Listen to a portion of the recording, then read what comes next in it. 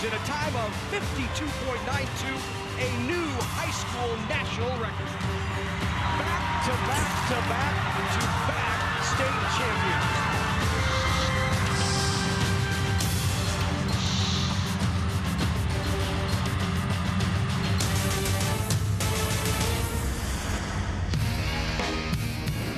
NET Sports, Nebraska's home for sports, is live from Memorial Stadium in Lincoln, Nebraska for the 2017 NSAA High School Football Championships. We kick it off this morning in Class D1 as it's the South Loup Bobcats, undefeated on the year, taking on the Tigers of East Butler.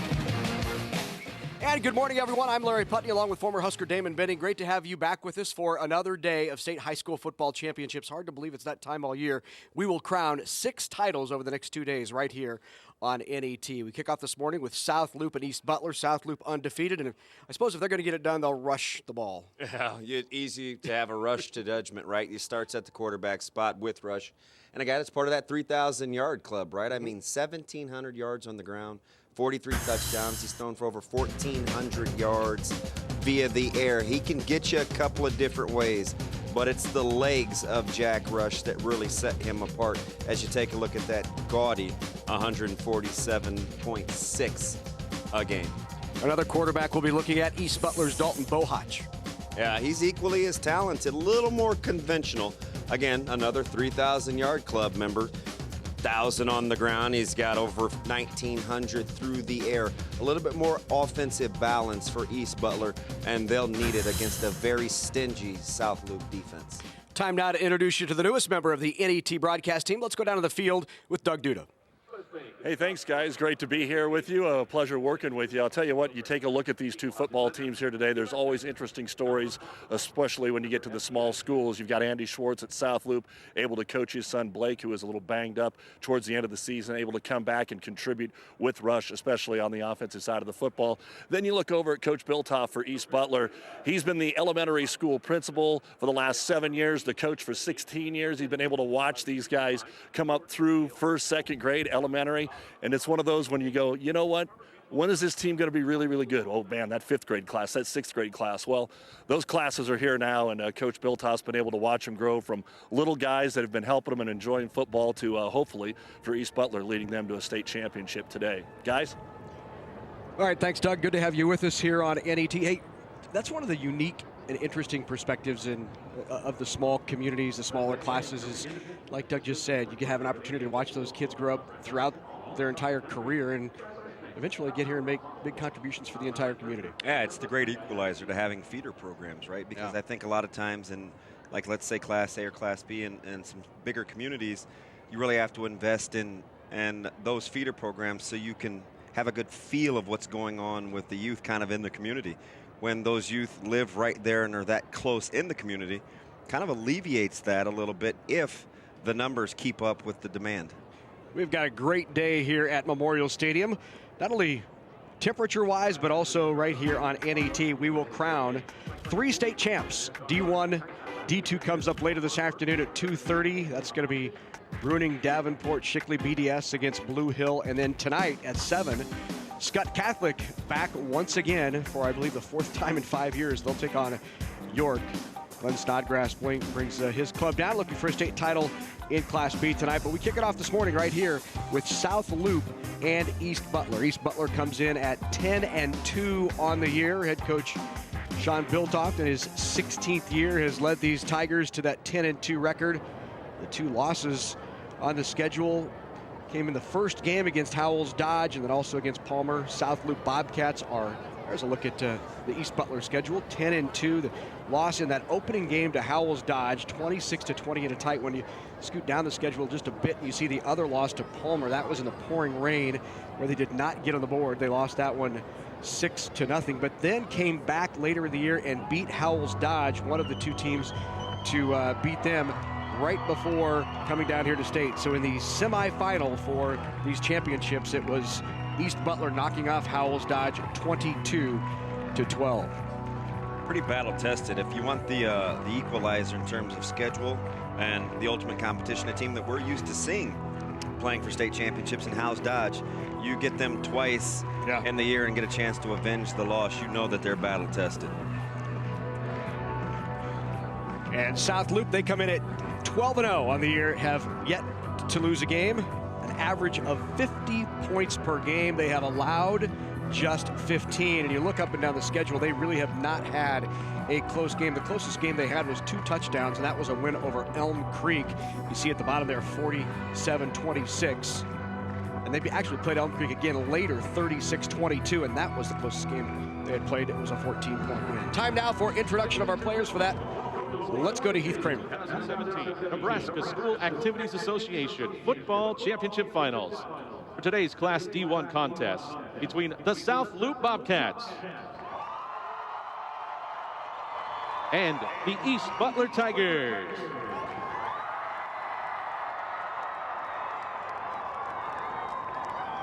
And now for the introduction of the players and coaches. First for the South Loup Bobcats. Number 1, Peyton Eggleston. Number 3, Cade Connell. Number 4, Cole Gracie.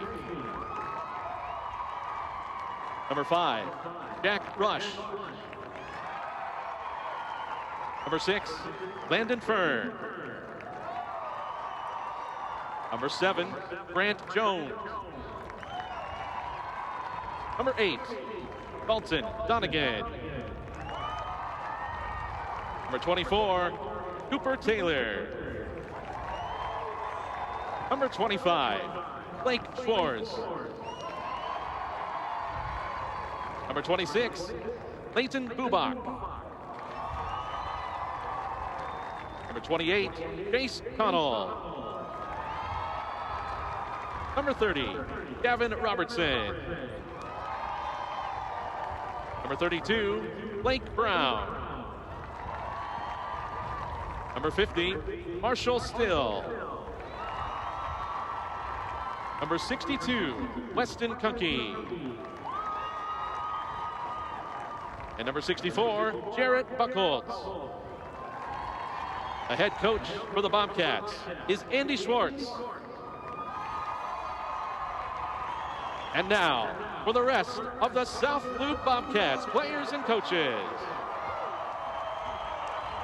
Class D1 State Championship, South Loup Bobcats here at Memorial Stadium for the first time since they formed the co-op Callaway and Arnold. There's a look at their head coach, Andy Schwartz, in his 8th season overall, 47-30. Look at these two teams.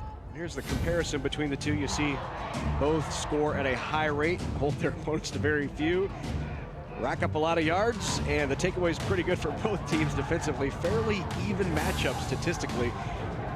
Let's go down. Back for an introduction. For that, we go back to Heath Kramer. And now, for the home team on the scoreboard, the East Butler Tigers. Number 6, Jaden Reynolds. Number 8, Carter Stera. Number 10, Dalton Bohach. Number 20, Riley Spots. Number 30, Camden Robley. Number 34, Wade Wright. Number 40, Wilson Wright. Number 50, Austin Pierce. Number 62, Brandon Rezach. Number 64, Nolan Makovica. Number 76, Jacob Yannick. And number 80, Trevor Pavlovitz. The head coach for East Butler is Sean Biltoft. And now for the rest of the East Butler Tigers. And there they are, the 10-2 East Butler Tigers. Wearing the home maroon uniforms, head coach Sean Biltoft in his 16th year, 94-54 overall. Let's take a look at where these two teams come from. East Butler, just a quick 35 5-minute drive from here at Memorial Stadium. That's in Brainerd, Nebraska. South Loup Bobcats, about 2.5 hours from Lincoln. Here, this is how they got here. East Butler knocked off Creighton and Howells Dodge, and allowing Howells Dodge just 12 points, quite an accomplishment for East Butler in those semifinals. Then South Loup knocked off Medicine Valley 34-14 to make it here to Memorial Stadium. Time now for our national anthem. Let's go back to Heath. On behalf of the Nebraska School Activities Association and its member schools, welcome to the 2017 NSAA State Football Championship Finals. Ladies and gentlemen, please rise and remove your hats. Honor America as the Crofton High School Octet, under the direction of Ms. Katie Kleinschmidt, sings our national anthem.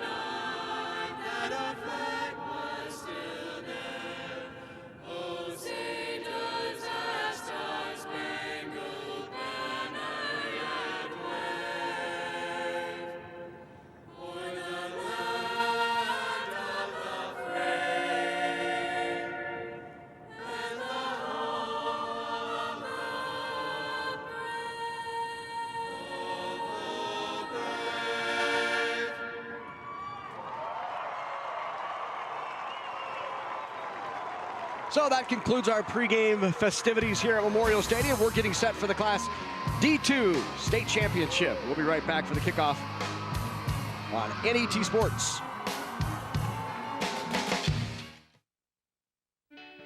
The Nebraska Chiropractic Physicians Association is pleased to sponsor the NSAA Academic All-State Award Program, recognizing students and athletes who shine in the classroom and on the field. This statewide program recognizes academic excellence, leadership, and athletic achievement in over 20 high school sports and activities. We honor these exceptional students and all of the teachers, coaches, and parents who have mentored them.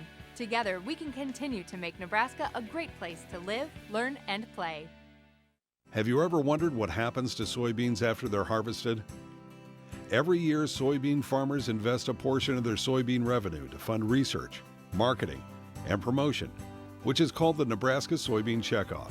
80% of the harvested soybeans are crushed into soybean meal that's used to feed poultry and livestock. The other 20% is made into soybean oil that's used for cooking oil and biodiesel. To learn more about the Nebraska Soybean Checkoff, nebraskasoybeans.org.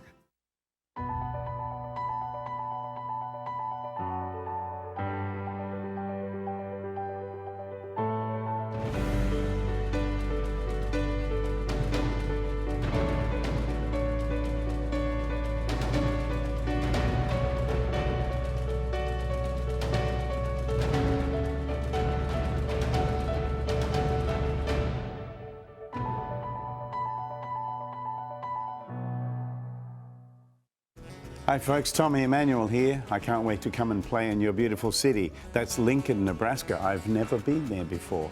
Really looking forward to coming to the Rococo Theater, and I hope you'll have a good time. I also want to say a big thanks to the PBS station for helping make this possible. Please support NET Nebraska and many other wonderful things that they do in your community. And they make it happen, you make it happen. Thank you.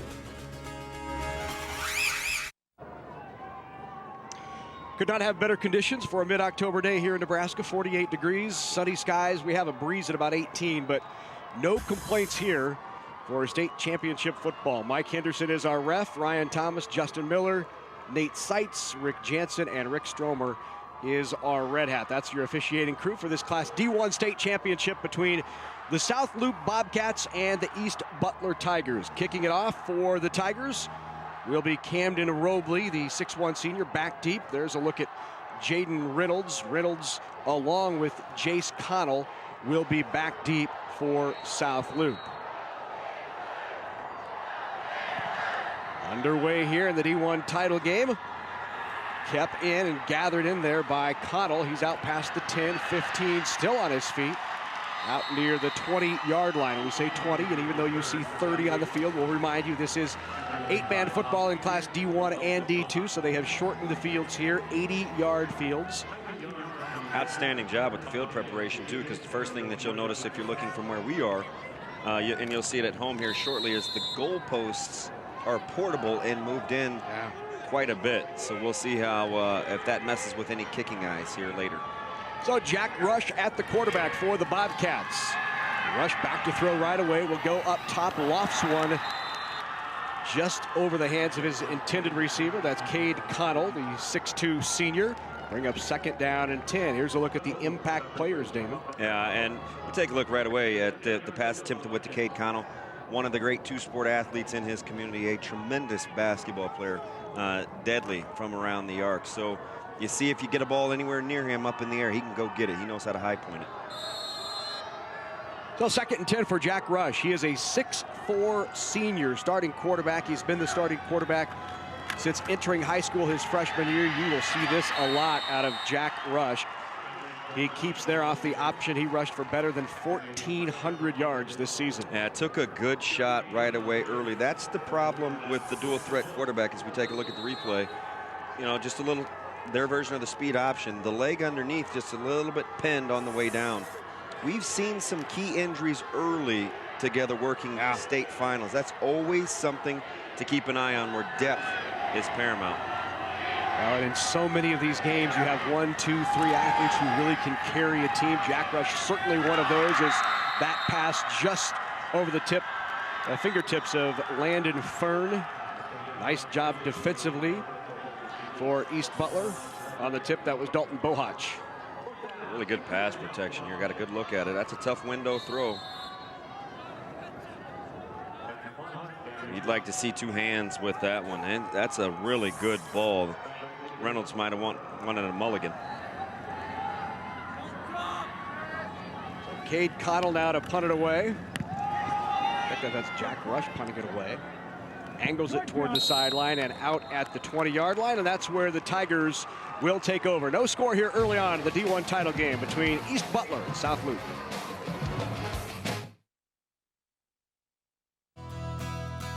With the Aurora Cooperative, you have a trusted partner who looks well beyond the horizon. We're putting our owner's equity to work every day by anticipating what you'll need tomorrow, creating what's next for your farm. A portfolio of innovation that supports every aspect of your operation, and an unwavering commitment to your success, however you measure it. My farm, my cooperative, my future. The Aurora Cooperative. Head trauma and concussion risk minimization is a priority of the NSAA. When in doubt, sit them out. Some common symptoms of concussions are dizziness, confusion, and nausea. The NSAA requires coaches in all sports to take a concussion course annually. For more information regarding concussion management and return to play protocol, visit our website, nsaahome.org. When in doubt, sit them out. 48 minutes, everything you've got. There is no tomorrow after this one, so enjoy it. Have to enjoy it. Okay? Let's do this thing. Boys, you guys do it together. We've done it all year. All right? Team on 3. 1, 2, 3. Very focused pregame locker room for the Bobcats. A lot of times you get the big rah-rah going. That was very subdued and focused. It was, and a lot of teams are different. You get a good gauge on their personality, though, just by that pregame. It is business as usual for South Loup. So here is Dalton Bohach in there at the quarterback. He'll run the ball to his left. Has a couple of blockers out there in front of him in the persons of Wright and Reynolds. Gain of 5 on first down for Dalton Bohach. Yeah, you watch him, and the first thing that you'll notice right away when you watch tape is he is a heavy runner. For a quarterback, he kind of harkens me back to the days of a guy like a Tim Tebow. The bigger frame, falls forward quite a bit. A lot of hidden yardage when he carries the football. Wilson Wright is the fullback in the backfield along with Bohach. And they'll give it to Wright. Nothing doing, piled up there by that Bobcat defense. The first man there is Cole Gracie, the 5'10 junior. Hey, you take a look at the replay, and he is a tackling machine, protected by those guards in 3-man, and you have to be willing to stick your face in there. He is a guy that will lead them in tackles as he plays all over the field. Gavin Robertson in there as well for the Bobcats. That brings up 3rd down. 3rd and 5 here on the first drive of the game for the Tigers. Going to his left-handed toss out there, and up for the first down on the completion to his tight end, Trevor Havlovic. And Havlovic has wreaked havoc on teams all year. And speaking of impact players, there's your man. Yeah, he's got a great frame, really good hands. And you take a look at 897 yards.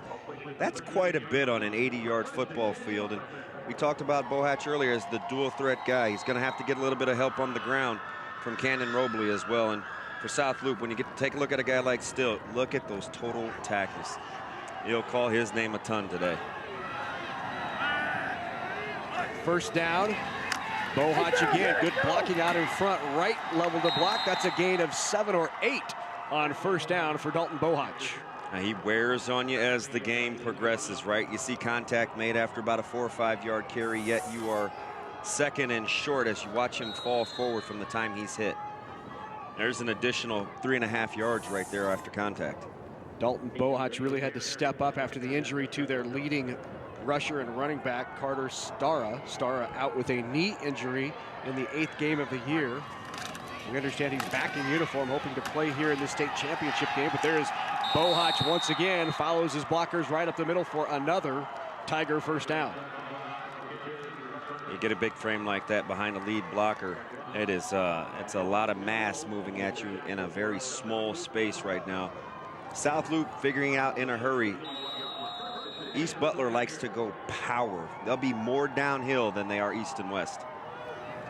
Right to his left, Reynolds to his right. Bohach takes the snap, looks at the option, the little pitch inside to his tight end, and there's Havlovic again, and Havlovic with a nice carry on a first down. That is back-to-back 5+ yard carries on first down for the Tigers. Yeah, they're the 8-man version of the option game. Actually, the triple threat for Bohach on the keep. He can option to his left. There's the shovel underneath.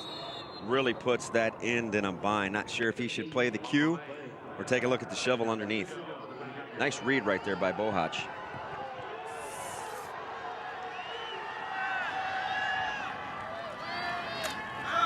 Bohach carries enough for the first down as he breaks a couple of tackles. Ball on the ground, and it looks like it's the Bobcats who come away with it, and it is. First turnover of the game.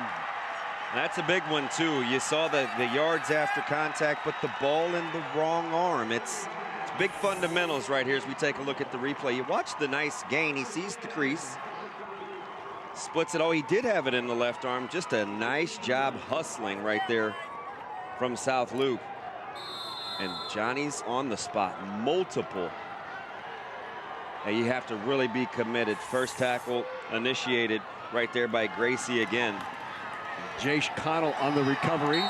Nothing there for the Bobcats. Ruled down was Jack Rush, and Rush walking a bit gingerly on that left ankle. Yeah, he's definitely bothered by that lower leg injury. And tell you what, you take one of the tires off of that fine automobile, it's obviously not going to run the same. Offense changes quite a bit without his ability to carry the football effectively. He has been a stellar dual threat guy. 1,400 plus on the ground, 1,700 through the air. A couple quarterbacks in the 3,000-yard club.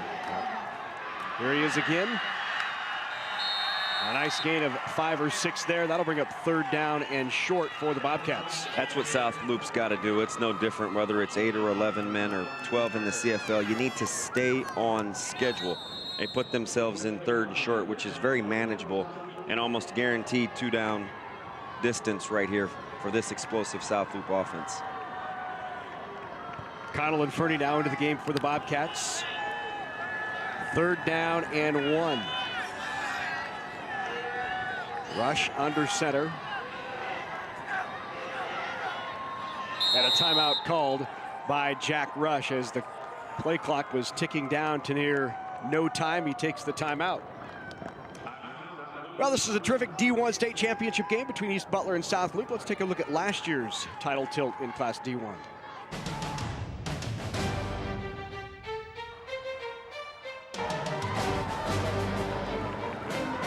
Burwell lost the 2015 state championship game 44-30 against Bruning Davenport Shickley. With redemption in mind, the Longhorns took off with a 20-0 lead after the first quarter. Guardian Angels Central Catholic trailed by just 12 points in the fourth after a Nolan Ploggy 50-yard passing touchdown to Andrew Gunther, followed up by a 17-yard rushing touchdown by Ploggy. But it was all Longhorns down the stretch, closing out the game with an interception that led to a touchdown.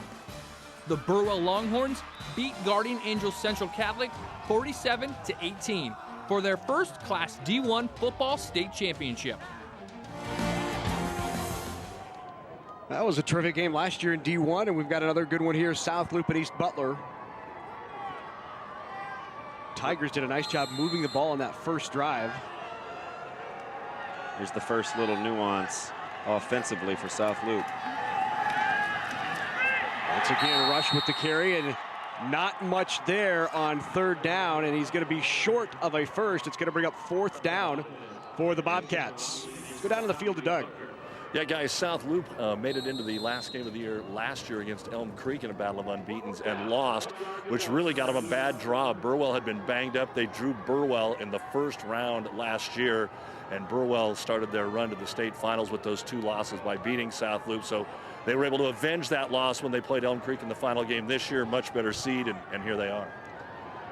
So they will punt it away on fourth down. Here is Jack Rush back to punt. He gets it away. Outstanding punt. Over the head of Reynolds, rolls down to the 1 or 2 yard line. What a punt by Jack Rush. Yeah, that's an obvious change in field position, but here's the thing. It gives your South Loup defense a chance to play with a little bit of momentum. You didn't really like the way that first drive was going for them, especially at the point of attack. They generated the turnover. Now maybe they can relax a little bit and play a little bit better at the point of attack. Spotted at the 2. It was a 51-yard punt. Want to remind you, you can connect with us on Facebook and Twitter, add a comment, or catch up on the latest Nebraska sports information. Be sure to like NET Sports and Big Red Wrap-Up and join in the discussion. And use the hashtag NET Sports during these state high school championships. First down carry up the middle, very downhill for running back Wright. Wilson Wright rushed for better than 280 yards on the year. One thing I can definitely appreciate in this one as a coach that's been a little bit spoiled by the platoon system, I love a quality two-way player. Good fitness, good endurance, and all-around high football IQ. 5 yards on that last carry. Here is Reynolds, and Reynolds gets out near the 10, but mark it at the 8-yard line. That's going to be a gain of about a yard. It'll bring up third down now for the Tigers. Tell you what, you take a look at the replay. I really like Marshall still at the point of attack. Like, he gets downhill wearing that big number 50. He is the consummate runner hitter, can play with his hand in the dirt. He can stand. Really good athlete in that interior. Take a look here and see if South Loup will get an even front. Third down and 4. Rolling to his left. Bohutch incomplete. That's great recognition right there. That is, I think that's Leighton Bubach. And got a pass read right away. He's in a bind because he's the flat defender as we take a look at it. Watch at him. He's beat off the line of scrimmage. That's a great recovery. Gets his head around. Real good fundamentals right there. Not an easy play to make if you panic and you think you're beaten. So the last punt by Jack Rush allowed them to flip the field and has now forced the Tigers to punt out of their own end zone. A line drive punt will slide by into Bobcat territory. Well, they will take over with terrific field position at their own 38-yard line. Yeah, that's interesting. See right there with Rush's punt, they gained about 18 yards of field position without having to touch the football. 41 yards on that last punt. Coach Osborne used to call that hidden yardage. He said you figure if there's 6 or 7 punts a game, you want to go a plus 10 or 12. That's about the length of a football field in the kicking game. It adds up in a hurry. Who used to say that? Well, you know, that one guy. Got a statue out front. Rush in there, pulls that out of the belly. It's on the ground again. And they will say it's a fumble, and on it, the Tigers have recovered. Rush was hit hard as he ran the option. You giveth, you take it back. A good key turnover. And Rush had a nice crease. I thought he could have stayed outside here. He decides to get skinny, tucks it up. Really good tackle right there. Head on the football. Look at how well East Butler gets to the football. Clearly out. Tigers with it now. Bohach will go for the quick strike up top. Looking for Havlovic. Got him. Pulled in by Havlovic. Good for, looks like a first down. An 11-yard gain on the completion to Havlovic. Well, you know I can't see worth a darn, so I'm going to trust your eyesight. But I like the little two-man passing concept that Bohach was able to take advantage of. He flares the back, so that kind of holds the flat defender. Then they run the little corner route behind it. He read it well. I'm pretty impressed early on with his command of the passing game. On the year, Bohach 147 of 215 for nearly 2,000. He's gone over 2,000 yards with a couple of completions here today. Still on his feet and grinding for extra yards. A nice carry by Dalton Bohach. Would you like to talk about that hidden yardage again as we take a look at the replay? Just good old-fashioned quarterback sweep. He gets the good pin block and then pin ballish as he bounces off the first tackler, then fights for extra yards. East Butler with second and a win on first down really makes this offense dangerous because, like we said, they can get you a couple of different ways, via the air and on the ground. Second down and 5. Bohach will follow right into the hole. Turns for a gain of about 2 yards. That'll bring up third down and 2. There's that man again. He has been still in the middle. That's Marshall still. Plays with really good leverage. Not an overly big guy, but you watch him play with his hands. People like to overcomplicate football, right? 8, 11, 12 man. It boils down to a couple different things. Good pad level, a lot of want to, and tackle. Still on the year with 126 tackles, 3 sacks, block kick, the fumble recovery. Here on short yardage, hit right at the line to gain, and it looks like Bohach will have enough for the first down. Nice pop there by Cade Connell. Yeah, Cade Connell really sticking his nose in there early. Really good job of occupying the double team from South Loop. Lets Connell come and run, but with just a yard to make, you like the ball in Bohach's hands. That's a really good tackle from Cade Connell. If he doesn't make it, Bohach is on his way to the end zone. Nice. That's a nice alley run right there. Quality two-sport athlete. Third possession of the game here for the Tigers, and for the second time driving into Bobcat territory. Bohach goes to the air. This time finds his other tight end, Camden Robley, and Robley rumbles down inside the 10-yard line to the 8. And if you can count to 3, you can figure out the bind that East Butler put South Loop in. They flooded the zone. You had the flare route. You watch then there's the drag across the field. They've got you 3-tiered. He turns the corner. Oh, just stepped out there. Wow, that's a crushing block, hustling down the field. Didn't get a chance to see the number from South Loop. You just hope that young man is okay. Oh, that's Cade Connell. He's fine. It's a tough kid. You would never guess that a kid with that kind of frame that shoots the basketball as well as he does indoors is as tough as he is outdoors as well. Watch him take this one on a little bit of a peel back. Never ever want to get caught watching the paint dry. Cade Connell, good-sized kid too. Seniors, 6'2", 170. Tried to stay out there. They said no. That's Havlovic he's running into at 6'2", 210. Simple physics right there. Toss back across the field. Here's Havlovic in there for the touchdown. Tigers on top. he very well may be the most complete player on the football field, and that's saying a lot with some good two-way athletes. He's a tough guy. He runs well. You saw his football IQ as he was patient. Watch him on the backside sell it. Then he steps outside. That's like the one-man screen game, and they're just too small for him out there on the edge. I like how he uses that stiff arm like a jab. 13th touchdown on the year for Havlovic. Now they'll go for the two-point conversion.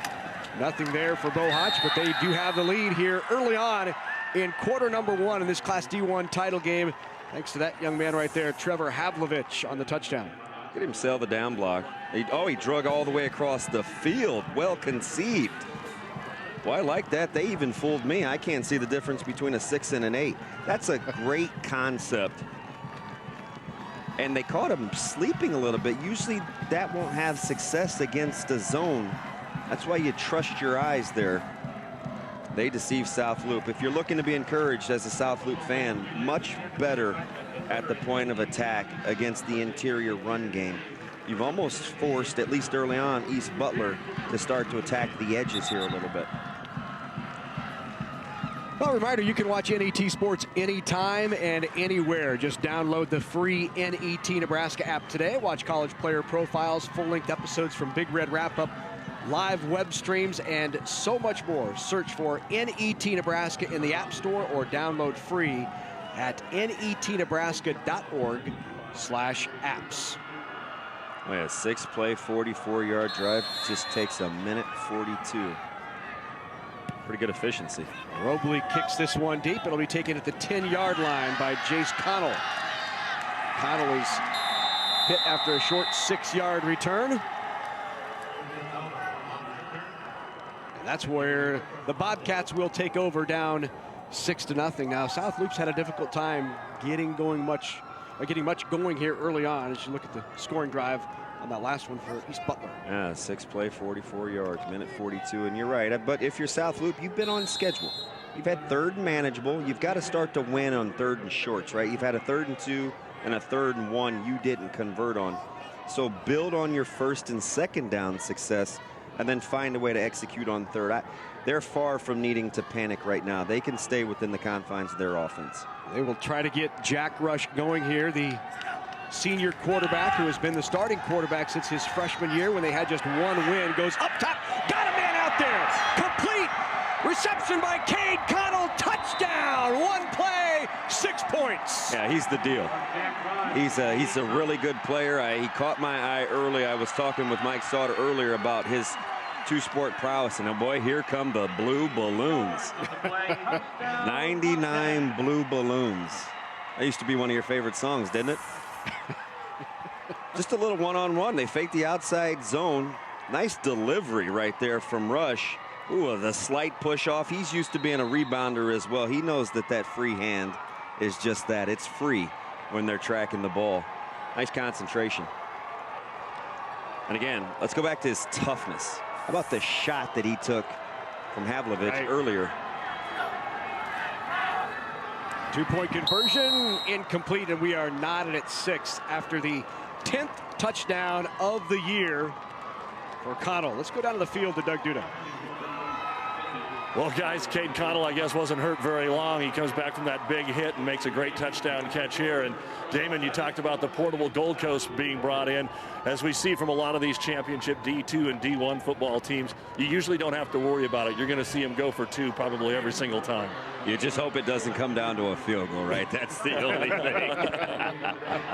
I'm pretty excited we get a chance to work with Doug. But I'm a big fan of his work. I like the shows that he does out there in the 308.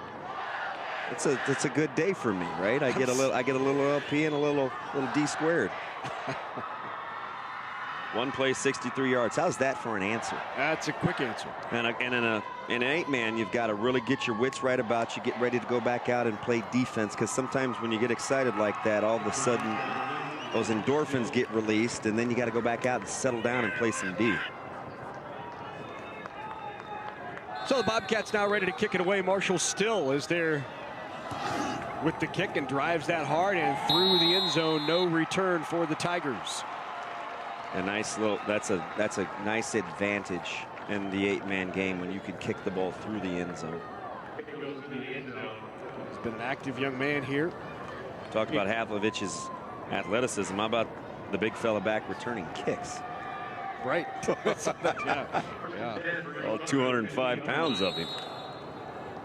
There is a look at Trevor Havlovic. 900+ yards receiving on the season. All even at 6 here early in midway through quarter number 1. There's Bohach with a nice carry. Pushed First down piece of laundry may have hit. And a well-played game up to this point. That's in essence like quarterback power, right? They use the free back as the puller, like maybe you would in 11-man. He's the lead blocker. That's one of those things where even though you're in the shotgun, it's not really a finesse offense. You get the lead blocker, you're +1 in the hole, and it's a downhill running game. Just because it's shotgun does not make it finesse. Mike Henderson saying a hold on that last play is that 11-yard gain is wiped out. That'll back him up halfway to the goal. So it brings up first down and 17 now from the 8-yard line. Nothing there. Nice job. I'll give you one guess on who made that tackle, and that was a brutal pull down from Bohach. Oh yeah. If you're a little squeamish, feel free to turn away. As still, pulled down from behind. The left ankle is pinned and rolled. I'm not a doctor, so I won't play one up here. That is a devastating type tackle. So the leading rusher for the East Butler Tigers is down, and it's become very quiet here, as you can imagine, at Memorial Stadium. It's interesting. You know, a couple of years ago, we saw Engelhop with the early ankle injury. We saw Wyatt Mazur with an ankle injury and then a hamstring injury. We've seen some really good players affected by some injuries in this football game. Excuse me, in the state finals. They're out there looking at Dalton Bohach. He's a senior, rushed for 1,900 yards coming into this, over 2,000 on the year. We'll be back here at Memorial Stadium in just a moment.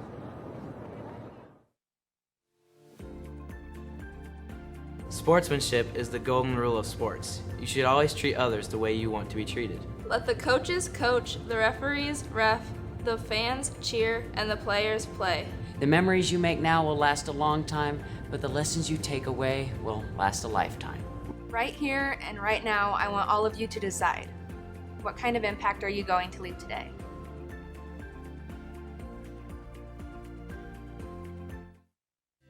Download the NET Radio Nebraska mobile app, offering reliable streaming of our news classical and news jazz channels. There's more on-demand content from NPR and NET.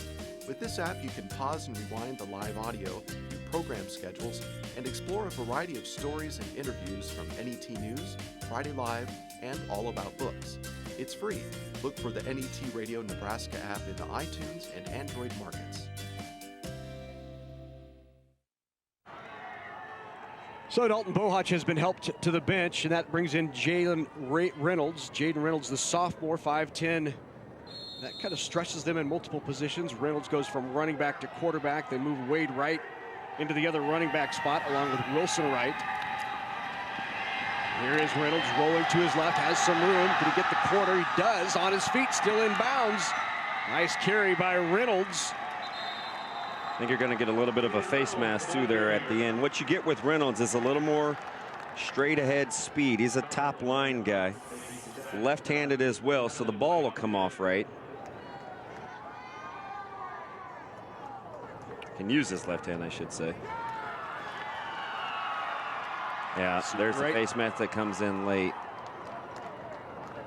Brushed right across it. Yeah, those are always tough to see. Not that I would know about complaining at all to officials, but we've seen a couple of those where from the sidelines, you don't exactly see what the official sees, but you understand why they make the call that they do. Reynolds a little bit more, if you can believe this, probably more of a home run threat than as is Bohach. First and 10 seconds. So it brings up 1st down and 10 after the first and the face mask. The give to Wright, who has a short gain up the middle. Let's go down to the field to Doug Duda. All right, guys, they're looking at the left knee of Dalton Bohach. He had a brace on it coming into the football game. The trainer's trying to compare both of the knees right now and see how they feel, but Bohach seems to be okay as far as on the facial expressions here. Not a lot of pain, but they are definitely checking out the left knee. Yeah, it is. It got bent in and still collapsed down. You saw the foot turn. That torques the knee, probably checking for an end point and some stability.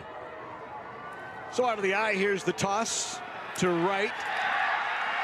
Piled up there by that Bobcat defense. First there was Gavin Robertson. Robertson with 67 tackles on the year. Brings up 3rd down after no gain on the carry from Wright. Pretty impressed with how they can run. Robertson allowed to play across the face, then he just turns into an alley runner. It's good diagnosis early on the toss. It's a little bit of a short corner, so you'd think that the offense has an advantage. It's got to be better at the point of attack. In the backfield right now is Carter Stara, his first action since being injured and gained 8 this year. Stara rolls out into the flat, looking for him, pulls that down, and will be stopped short of the 1st down. It'll bring up 4th. Trying to hit Stara out of the backfield as he released on the far side of the field. Yeah, still he may get 10 tackles in this quarter alone. Excuse me, still. Still, yeah. I keep thinking of Ben. Yeah. Another guy that we saw play on this football field in the state finals. He and Schuster, and how about that bunch? Yeah. Kittrell. Goodness. Rapidly moving first quarter without a ton of laundry on the field.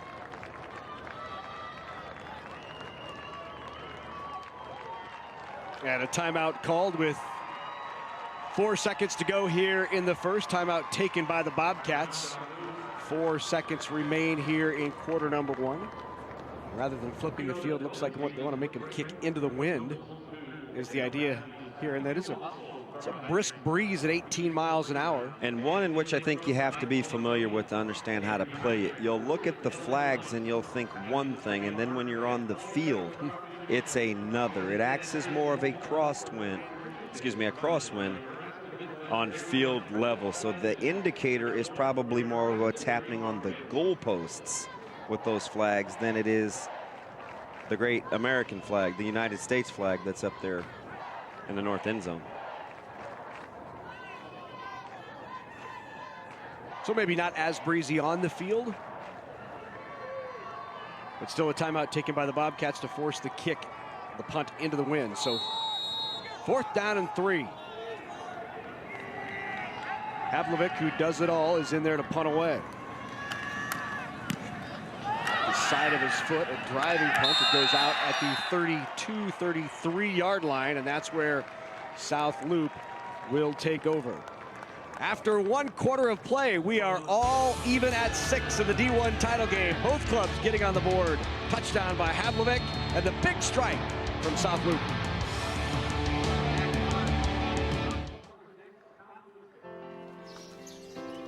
Not just on the good days.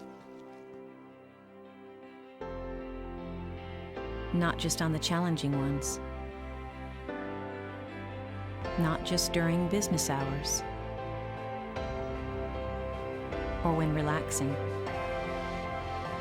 But always. For the past 125 years, Farmers Mutual of Nebraska, always alongside you. The values that Methodists bring is family. It's important going through school that you're not just a number, that you're a face and that you're a name to a teacher. And so I loved the small class sizes. What it means to me is that I found my foundation where I can build on my passion and I can embrace something new in my life. It is a place where I know that I'm supposed to be. Coverage of the 2017 NSAA High School Football Championships on NET is made possible in part by Nebraska Public Power District, Nebraska Soybean Board, Education Quest, Methodist College, Constellation, and Aurora Cooperative. A big thank you to all of our sponsors who help us bring you the best high school athletes from across the state. We could not do it without your support. Back at Memorial Stadium here in Lincoln, Nebraska, Class D1 state title, and there is a look at quarterback for the East Butler Tigers, who is Dalton Bohawk. Looks like he's having maybe another wrap put on or another brace put on that left knee. Crafty with the little head fake there by Rush out here dealing on the edge. A lot of times when it's mano-y-mano, where you get a hat on a hat, sometimes it is the playmaking ability of the ball carrier that's ultimately the difference. He almost shook free with just a little slight head nod out there dealing on the perimeter. He's kind of got some savvy to his game. I like that a little bit. He's got some poise. Expression doesn't change a ton. Here is Rush rolling to his left. Blockers out in front, but nice job defensively for the Tigers. And see, that's the difference in the edge rushing game. And if you can't handle a guy like Spots, Riley, who's out there on the edge playing defensive back, it's hard to get to the edges. Your wide receivers, if you're going to run that sweep game, have to be really good with the stock blocks. Let's go down to the field to Doug. All right, guys, they're continuing to work over here on Dalton Bohawk. They had him run on the sidelines here a little bit, try to get him loosened up. He says his knee is aching, just kind of like it was earlier, but he was already wearing a brace from the final game of the regular season where he took a nasty little spill. So right now they've got him on the sidelines trying to stretch things out. Incompletion on the pass from Rush, intended for Jace Connell. Connell turns into a defender there to knock it away. That'll bring up 4th down now for the Bobcats. That's interesting, right? We talk about staying on schedule. They get off schedule and they try to hit the little post route. He was late. He was open early. A little bit underthrown, allowed the DB to come back and make a play on the ball, but off schedule here with 4th and 7, or excuse me, 3rd and 7, changes their offense a little. Jaden Reynolds back deep. The kick from Rush. Bounds inside the 10-yard line, rolls down, and will be down at about the 8. So a 35-yard punt from Jack Rush. Distinct kicking advantage right now with regards to special teams for South Loup. Both the Rush punts of the last 2, I should say, have pinned East Butler back deep and have changed field position quite a bit. All even at 6 here early on, second quarter of this Class D1 state championship game between the Tigers of East Butler and the Bobcats of South Loup. There's a look at Dalton Bohawk, who is back in there at quarterback. We'll see how that knee holds up. To his left is right. Quick toss. And the reception by Camden Robley. And was it a turnover? It was, right? Yep, he took it from him on the fly. I was waiting. I wanted to let the play-by-play go through. I didn't want to be all Tony Romo on you. Look at this here. First of all, it was the tackle, but watch the hats. 1, 2, 3 in the screen, and that is Rush on the delivery. How about that? A little rush to delivery. Blake Schwartz there to scoop it up, and a great opportunity here for the Bobcats early in quarter number 2. Back out there at quarterback now is Jack Rush. Schwartz behind him. And they'll give it to Schwartz. And he fumbles. Ball on the ground. And South Loup jumps on it. 4th fumble here in this first half between these two teams. Yeah, right here as we'll take a look at the replay. Watch the fit in the run game. You get the good lead block, stay in the crease. Wasn't expecting the D-line to come off that soon. Gets a hand on the football. Got to be a little bit more quiet with, a little bit quieter with the football, excuse me, coming through the hole. So back in the eye, Gracie at fullback, Schwartz at the top. The keep. Rush, nothing there. Good stop by that interior line. Nolan Makovica was there first. And slow to get up is Makovica after the tackle. It didn't take you long to utter that name, did it? One of the hallowed names in East Butler. A lot of people think more Brainerd. Somewhere along the way, they've lost the designation of the name. But another in the long line. How about that for Nebraska fullbacks? We've had a Schuster reference. Wow. You know, Ryan played for Ashland. Now a Makovica reference. Both guys that thought that they were pretty good looking too. 3rd and goal to the end zone. It's a good catch. Did he catch it? He did. Oh, he took it from him. How about that? Picked off. They usually don't give you simultaneous possession to the defense. We'll have to take a good look at this one. Reynolds. Nice break on. Oh, no, he's got that all the way. You bet. That's a great job of officiating. You watched him defer and said, did you get the same angle I did? Well, that's an outstanding job by that crew right there. 4th turnover. 2 each way, and we are even at 6 in both, with the other team driving deep in the opponent's territory. Now you think fans in the state of Nebraska are pulling their hair out, throwing the ball inside the 10-yard line? Reynolds in there, quarterback on the keep, drugged down. All right, there's some things starting to evolve here if you're watching this one at home. You hear a lot of still, you hear a lot of rush, you're hearing a lot of Connell right now if you're East Butler fan and you're going against this defense. You've got to find a way to isolate something away from those three. Problem is with Rush and Connell in the secondary, best wishes with that. So Reynolds still at quarterback here on 2nd down and 12. Back to throw. Got him. Goes up top. Got his man. Picked off. Intercepted. The 8th of the year for Jack Rush. Remember, I told you to stay away from that guy. Ball hung in the air way too long. He was wide open on the wheel route. Rush comes out of coverage to make the play. Look, he's on the post, playing center field. He comes off the post, does the pirouette, which you don't teach at home. Athletic enough, gets out of the half. That's a heck of a play. How about the range? Give it here. I love when a kid can high point a ball in the air. It's a very difficult skill, and he went and got it. First man in the air typically wins the war. 18 yards on the return by Rush. Back in there now. Ball on the ground again, and we have our 6th turnover here in this first half. Trouble on the exchange, and Makovica picks it up. Yeah, unfortunate. You run a lot of zone read game. Typical rule is the tailback gets past your lead foot as the quarterback. It is a keep. If he's out past your front foot, he doesn't think he's getting it. Running, jogging back onto the field here at quarterback is Dalton Bohach. What a tough kid right there. That's one of the words we used at the beginning. Does it change your quarterback run game, though, with him at the helm?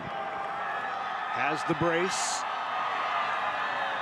Reynolds and a right in the backfield with him. Drop back to throw. Bohach up top under pressure and gets drugged down in the backfield. Bohach is sacked. And once again, Marshall still leads the way. Getting help from Connell, of course. And I believe that was Gavin Robertson again. Well, there's Connell, forces him to pull it down by getting his arms up. I always like that, right? It's kind of a lost art to get your hands up on the pass rush. Connell again showing you that football IQ. Loss of 7 on the sack. 2nd down now, 17. On the screen. He's got some room. Blockers out in front. Look out. Look out. Here goes Reynolds. Down the far sideline. Reynolds. Touchdown. Tigers. Again, on the 57-yard throwback, you can call it a screen, but it is the conception of the play. They show you the same action, and here's the pet play. Acts like he's going to block. Watch the line leak out. You think they haven't practiced this? Well, that's beautiful. How about the ball and great discipline right there from Yannick to not block in the back. That seat right there, that's a well-coached football team. Not only was the screen well-timed, the discipline downfield from the bigs as well. That's a tip of the cap to that staff. 2-point conversion, a little jump toss into Havlovic. I'm sorry. 2-point conversion, good. Did I give the Tebow reference earlier for the big lefty? That's right. Look at this here. And Havlovic with the 2-point conversion.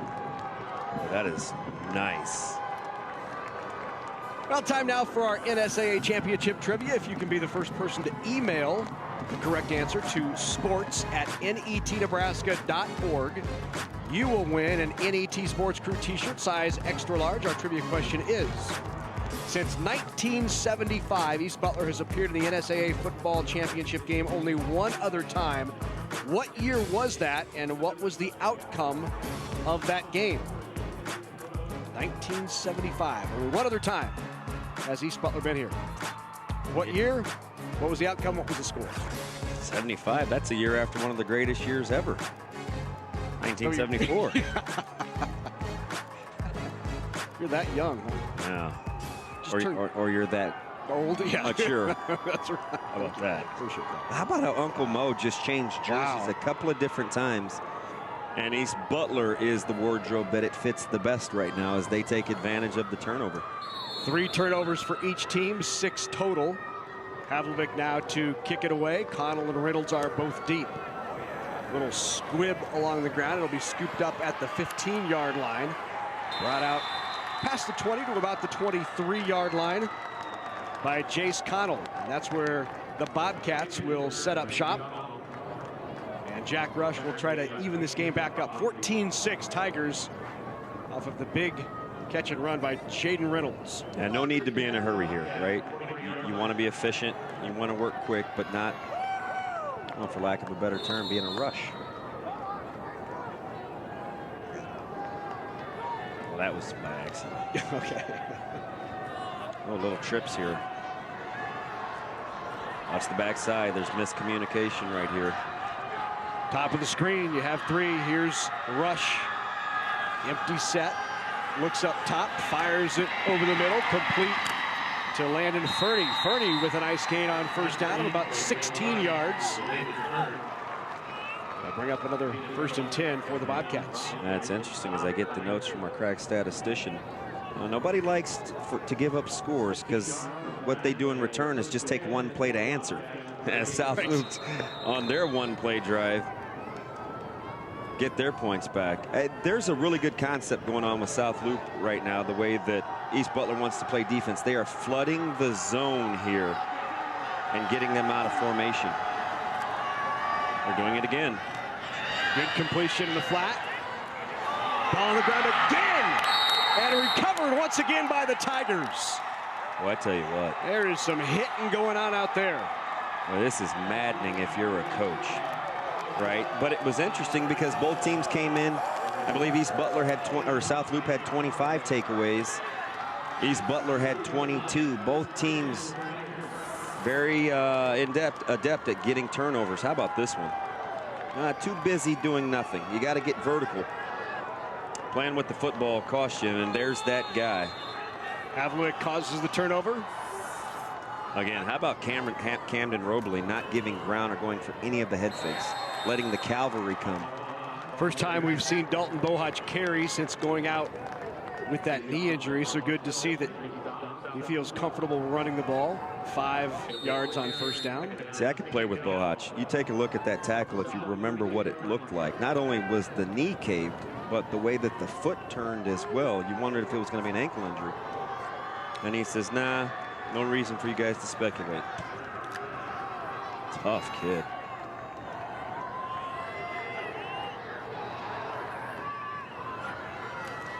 Bohach again follows his fullback into the hole right. Big hit by Jack Rush. I can play with Rush too. Let's get out of the field to Doug. Guys, he never, speaking of the foot, they never even looked at that down on the sidelines, so that apparently wasn't a problem. They just rewrapped it, retaped it, and his demeanor down there was, well, yeah, it stings a little bit, but let's get this going so I can get back in the ball game, and he's come back with a flourish. Just put a little dirt on it, right? Actually, rubber pellets, maybe. There's Sand. 3rd down and 1.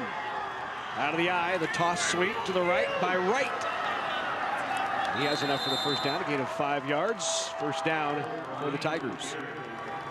Just a convoy of pullers right there. Yannick and out there on the toss sweep, getting an extra body. So this is a key drive, obviously, at a point in this game for South Loup, because if you get behind 2 scores, sometimes you can panic a little bit if you don't think you can get a stop. Right, you don't want to trade down 2 because you'll never catch up. Old-fashioned I formation. To throw again, under pressure, gets it away, and overthrows Havlovic, but right in his face once again was Marshall Still. A little delayed, a little miscommunication up front. They had enough. They had 2 for 2. Still says, okay, I see a little open crease here. Let's go play quarterback. Again, play calling has been really, really key in this one. It has been the deception from East Butler that has led to both their scores. Coming from across the formation with drag type concepts or the throwback. Going to his left, flips it out, tries to find Havlovic or Robley. Either there. That's really good coverage, or that's a really good job of being disrupted by Cole Gracie. Was not going to allow Havlovic to play across his face. Kind of held him up at the line of scrimmage. Again, good recognition, though. A lot of times when you see that flow coming to you, it's easy to get your eyes in the backfield. Gracie did a really good job of finding his receiver. 3rd down and 10 here, second quarter, 14-6. Tigers on top. Under 5 minutes to go before halftime of this D1 title game. You'll know right away if they consider this 2-down territory, run or pass. Little shovel pass inside to Havlovic, and terrific job on the tackle. And that is Jace Connell again with the stop. Brings up 4th down. You can tell Connell can run. You watch him warm up, you watch him on film. He's fast. They want to get him the ball in space, but this is what you don't anticipate. How about that? Giving up 60 pounds roughly. Connell can't go more than about $140. They'll go for it here on 4th. Yeah, you got the sense. If any sort of conservative 3rd down, they were thinking 2-down territory. Bohach to throw, look for the screen, nobody there, now under pressure across the middle, and a flag on the play. A little early. Camden Robley was there, and just a bit early was, looked like maybe Connell was in there. Yeah, dangerous. Look, he sees it. See the break? He's thinking, I'm going to get that football. Oh, that is unfortunate, because he's just trying to make a play on the ball. But when the side judge throws that, that's not his vantage point. So all he sees is contact. But the angle in which he played it was outstanding. He's trying to go get himself an interception. Jace Connell called for the pass interference. It's one of those, it's tough. It doesn't sound good as a coach, but you'll take that because it's an effort play trying to make a play. Keeps the drive alive here for the Tigers. Yeah, that's huge. Yep. That's huge. You let them off the hook. Down by 8 with the ball, and now at the 12-yard line of the Bobcats. Bohach hands it the other way. Good carry by Reynolds, still on his feet, down to the 6-yard line. Stopped there by Jace Connell. You can hear somebody down there yelling, put it away. Now, secure the football. It has not been valued. Like I tell our guys, there's a reason there's only one of them out there. Take care of it. Good job right there by Rezic, getting out there on the pull. Reynolds getting downhill. He's the change of pace guy. Leans forward, but stop again by Marshall Still. First hit made by Still, brings up 3rd down. Get a first down at about the 2-yard line. So 3rd and about 2, ball at the 4-yard line.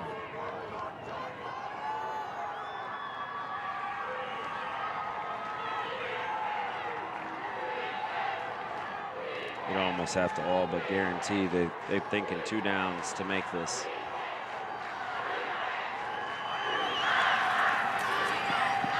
Throws it in the air, tipped and caught! In there for the touchdown is Robley.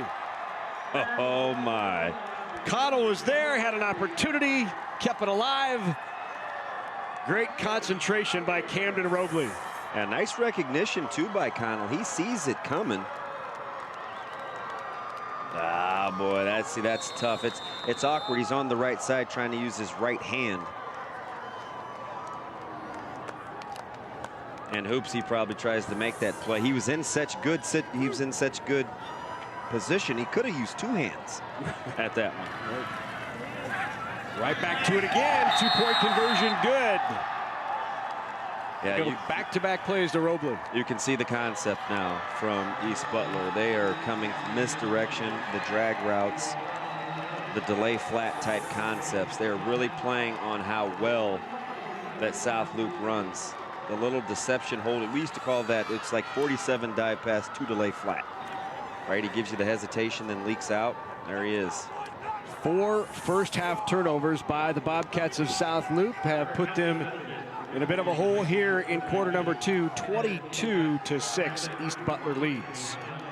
Well, Husker volleyball continues on NET Sports this Saturday as the Huskers take the court against Iowa. The Hawkeyes come to town. You can watch live action from the Devaney Sports Center beginning at 7 Central on NET, Nebraska's home for sports, as Nebraska with just 2 games remaining, 2 away from at least a share of a Big Ten championship. You're not going to want to miss that as Huskers win that. And if they knock off Northwestern in midweek, Nebraska will win its 2nd consecutive Big Ten title. I should take a tour and watch some of these coaches around campus and see how they do it. Maybe I can glean some information. Some of the good coaches on campus, right? Absolutely. Go see John Cook. Yeah. Maybe go watch him work. Absolutely. Bill Straub, bowling team. Of course, we've got to get your bowling. Little squib kick. That'll be picked up by Bubak. Leighton Bubak is knocked down by Jaden Reynolds. But that's where the Bobcats will take over after the return by Leighton Bubak. Not only do they have 4 and 3 turnovers, which is even 7 turnovers total here in this first half. The difference is the points that the other team has scored off those turnovers. East Butler, all 22 of their points coming off turnovers. And South Loop has no points off of the Tiger turnovers. Yeah, you look at the score and you see 22-6, but then you watch South Loop on offense and think they're plenty capable. Right. Right?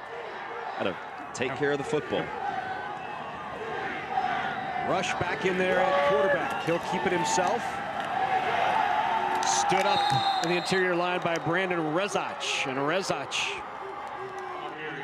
has 165 total tackles on the year. And we watched him come out and pull in that toss sweep game while playing offense and then come and be sound at the line of scrimmage defensively. He's a guy that jumps out at you if you watch a lot of film. Again, I have an affinity for those two-way tough guys. A little bit spoiled in the city life, watching a couple of my guys platoon. You have anybody plays both? Yeah, we'll have a couple that you'll see tomorrow night. So after the gain of 1, it's 2nd down and 9 now. Is rolling to his right, flipping it out as Rush. Finds an open receiver for a gain of about 5 yards. I'll remind you, coming up at halftime here in just a couple of minutes, we'll have highlights. Also talk about the NSAA softball championships, which recently concluded. We'll talk about how the NSAA is working to make the game safer, and also highlights and statistics from this first half action here in Class D1. There's a look at head coach of the Bobcats from South Loop, Andy Schwartz, in his 8th season overall. After that last completion to Leighton Bubak. 3rd down and 3. Him inside. Here's Schwartz. Near a 1st down. In fact, he might have got it in the 2nd effort. Needs the left foot spot there. give himself, oh, and he gets it. He gets the left foot. Will that be enough? Yeah, I think so. Good second effort by Blake Schwartz, who has the bionic elbow brace.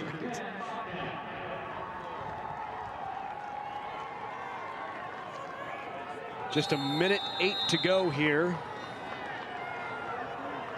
in the first, and an important drive here to close out this first half for the Bobcats. Well, there's the trips concept again. They've had some success with it. Rush looks downfield. Incomplete. Intended for Landon Fernie. Now, this is a good time to talk about the 2 timeouts that South Loup took in the first quarter that I think they'd like to have in their pocket. Yeah. What you take a look at right now, if you're a South Loup fan, you've got Connell on the backside of that trips. They've used him as a blocker to stand on the block backside. You might want to take a look at letting him release and work one-on-one backside. Where you know, and this is again the same setup. Havlovic talking, saying, hey, don't fall asleep over here on the backside. Here he comes on the drag. Complete to Cade Connell, and Cade Connell stop for a short gain. That'll bring up 4th down. Yeah, disregarded by Havlovic. That wasn't even a tackle. Watch him. He's the backside tight end. Watch him come across the formation. And it was good recognition by Havlovic because he was talking pre-snap. Boy, that one right there leaves a mark. That turf is unforgiving.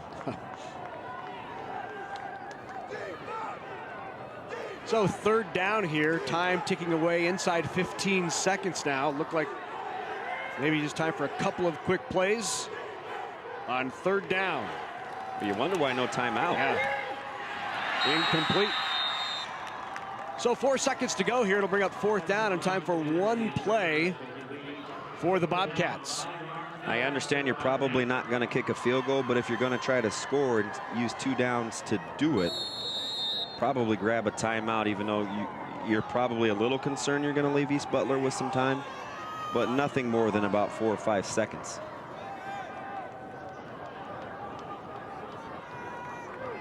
So that secondary for the Tigers of Robley, Reynolds, and Bohach will drop deep. 3 receivers to the top of the screen for the quarterback, Jack Rush. Will buy himself some time, rolling to the left, fire across his body. He's got a man. He'll be drugged down, though, inside the 30 down to about the 26, and that will do it for the first half of play. 4 Bobcat turnovers have led to 22 points for the Tigers of East Butler, and they lead it as we head to the half, 22-6.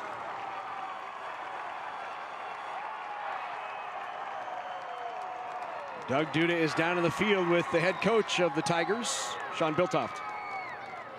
Well, Coach, congratulations with a good first half here. First, let's talk about your quarterback, Dalton. How's his injury? How do you like the way he's come back? You know, he's been able to come back the second quarter there, and we're, hopefully he's doing better, and we'll see how he goes the second half here. You've run a lot of misdirection plays. They've been very successful for you. Was that the game plan, or was that something you had to adjust to coming into today? Defensively, they're a really aggressive team, and we're hoping, we could catch them a few times. We've done it so far. We just got to find a way to finish the second half here. And finally, Coach, 4 turnovers. It's led to all your points. What about the play of your defense? Yeah, they're playing lights out, very physical all year long, and we're going to rely on the second half. All right, Coach, thanks a lot. Good luck second half. Thank you. That's the head coach at East Butler here in Coach Biltoft. Let's send it back up to Larry and Damon. 22 points off 4 turnovers. East Butler on top, 22-6 at half.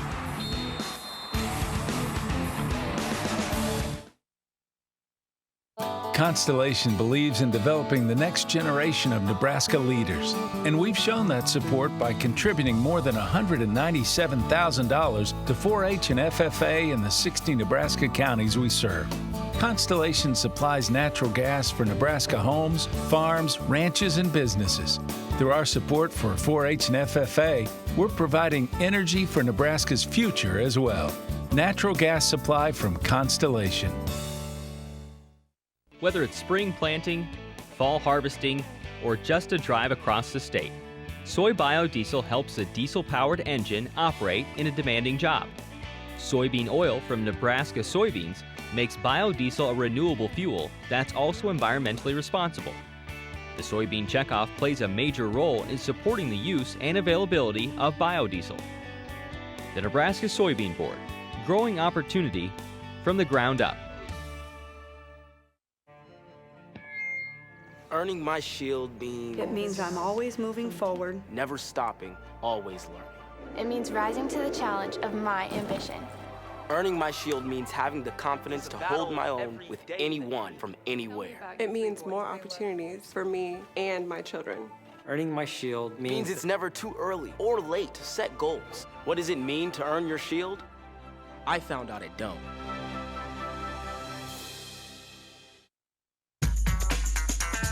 Coverage of the 2017 NSAA High School Football Championships on NET is made possible in part by Nebraska Public Power District, Nebraska Soybean Board, Education Quest, Methodist College, Constellation, and Aurora Cooperative. A big thank you to all of our sponsors who help us bring you the best high school athletes from across the state. We could not do it without your support. And welcome back to Memorial Stadium, 22-6 at halftime of this Class D1 state championship as East Butler has capitalized on 4 South Loup turnovers in the first half to take that 22-6 lead. Joined now by Assistant Director of the NSAA, Dan Masters. Dan, great to have you with us. Tell us about softball this year. Had a great year. State softball was excellent. Had great weather, great turnout for fans and crowds. We ran into some trouble with district softball this year with the weather and the fits that it gave us, but when we got to state, everything went really well. Talk about Hastings, the community of Hastings. I know they've had this event for a long time and continue to do a terrific job. Yeah, Hastings does an excellent job. Their whole community steps up. They do a great job in getting volunteers, and with the complex they have, they obviously do a great job in hosting state softball just because they host a lot of softball events throughout the summer months. How are the crowds this year? Crowds were very good. We had 6,300 fans roughly attend all 3 days. Wow. So good numbers of crowds, and which is what we want. We want to have a good experience for the kids as they participate. Right. I know great support from the fans out there, from Hastings, from the crowds are always great. Talk about the play on the field, because I know it was interesting this year in that there were some upsets that took place. There were. Yeah. Class B alone, we had all 4 of the high seeds lose on day 1 in their first games. I don't know if that's ever happened, but we had some great games, great competition, and Nebraska is great softball at the high school level. Yeah, it seems since becoming a sanctioned varsity sport, the level of softball continues to rise, and the level of play continues to rise in the state. Most definitely, and I think a lot of that can be attributed to these girls play year-round, and they're playing a lot of softball, and by the time they get to our fall sports season, they've already had a summer to get ready, and again, the competition and the level of skill is very high. What kind of things are you looking at for future years, improvements that you want to make, or do you just feel like it's going so well? It's gone well, but there's always we always like to live by. There's always room for improvement, and so the city and Hastings High School and the NSAA, we've sat down and we've talked about what are some things we can improve upon, whether it's facilities wise or just for the overall experience in general. The facilities out there, speaking of the facilities at Hastings, talk about that complex, because it's one of the best in the state. It is. They do a great job in prepping and getting ready. We have the 4 competition fields, obviously, and then we have 4 fields that can be used for warm-ups to the east. And, again, just the layout of the complex itself, and also the press box and the ability to serve the media really well, and the umpires and also concessions is very good. You saw a few highlights there from the state championships. Why don't we take a look at the winners of this year's state softball championships, which were held just a couple of weeks ago in Hastings? Papillion La Vista beat Lincoln Southwest. Papillion La Vista had a great team, great pitching, and they're young, so they'll probably be good again next year. Crete was a first-time qualifier, and they won. Wow, they beat Seward in a great game, and Crete brought a great fan base out, and it was fun to have them in Hastings. And then Bishop Neumann beat Malcolm. Malcolm was trying to repeat, and Bishop Neumann got him by a run in the final game. So it's good to see your traditional powers in there at Papillion La Vista, and then also fun when you see a first-timer like Crete pick up a championship. It was, and you could just tell there's so much excitement around that program and their head coach and the girls, and it was just fun to watch. That's Assistant Director Dan Masters. Thanks so much for joining us. Thank you. We're here at halftime. Class D1 state title, 22-6 is the score. East Butler's on top.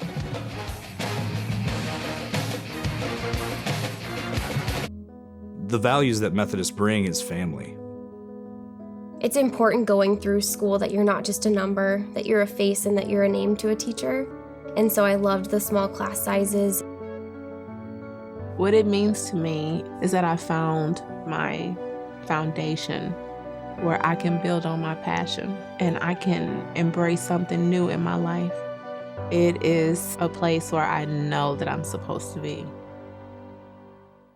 Talk about public power for a second. Nebraska's electric utilities use a diverse mix of fuel resources to generate electricity. Wind, water, coal, nuclear, natural gas, solar, and methane. Just another way your electric utility shows how public power works for you. Let's talk about public power for a second. Did you know Nebraska's electric utilities pay more than $100 million to communities they serve each year? Those dollars stay local, helping to empower our hometowns. Just another way your electric utility shows how public power works for you.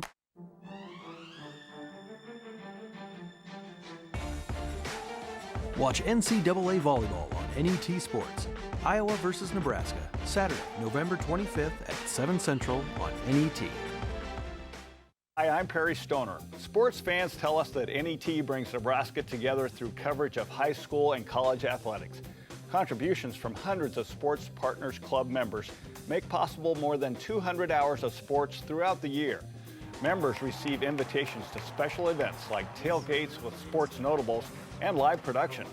You can join the Sports Partners Club by visiting netnebraska.org. Sports partners like you put the action in NET sports. Thank you. Live streaming for the NSAA State High School Football Championships is also available at the NET website and on the free NET Nebraska app.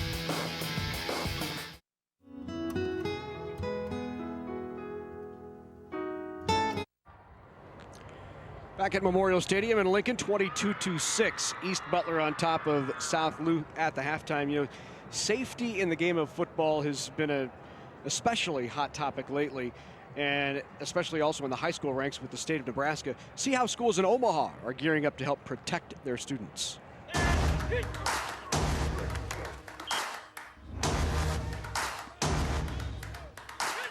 I think it's a great combination of safe equipment and technology to provide ways to prevent concussions and information on how to help recover from a concussion.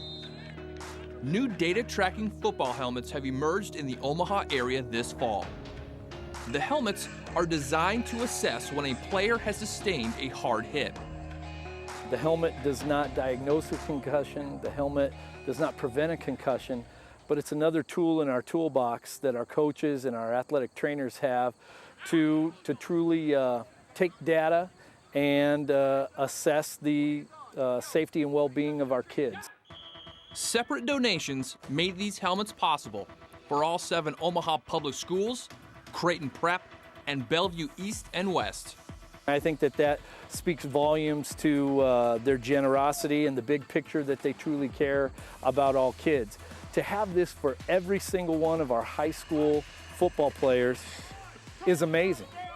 But how do these high-tech helmets work?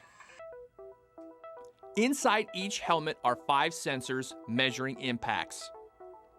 Those sensors send an alert to a handheld device if the player has received an impact that is severe. Because each helmet is registered to their name and their jersey number, so it pops up. We know exactly to go over to them, check on them, make sure they're okay. I mean, the preventative measures that it gives us, because you can't see everybody, so those things are huge, making sure, and if I was a parent, I'd love it because it would let me know that my son's safety from head injury is always being monitored and looked at. What I'm excited about is coaches receive data that will truly help them reteach proper fundamentals of tackling and blocking.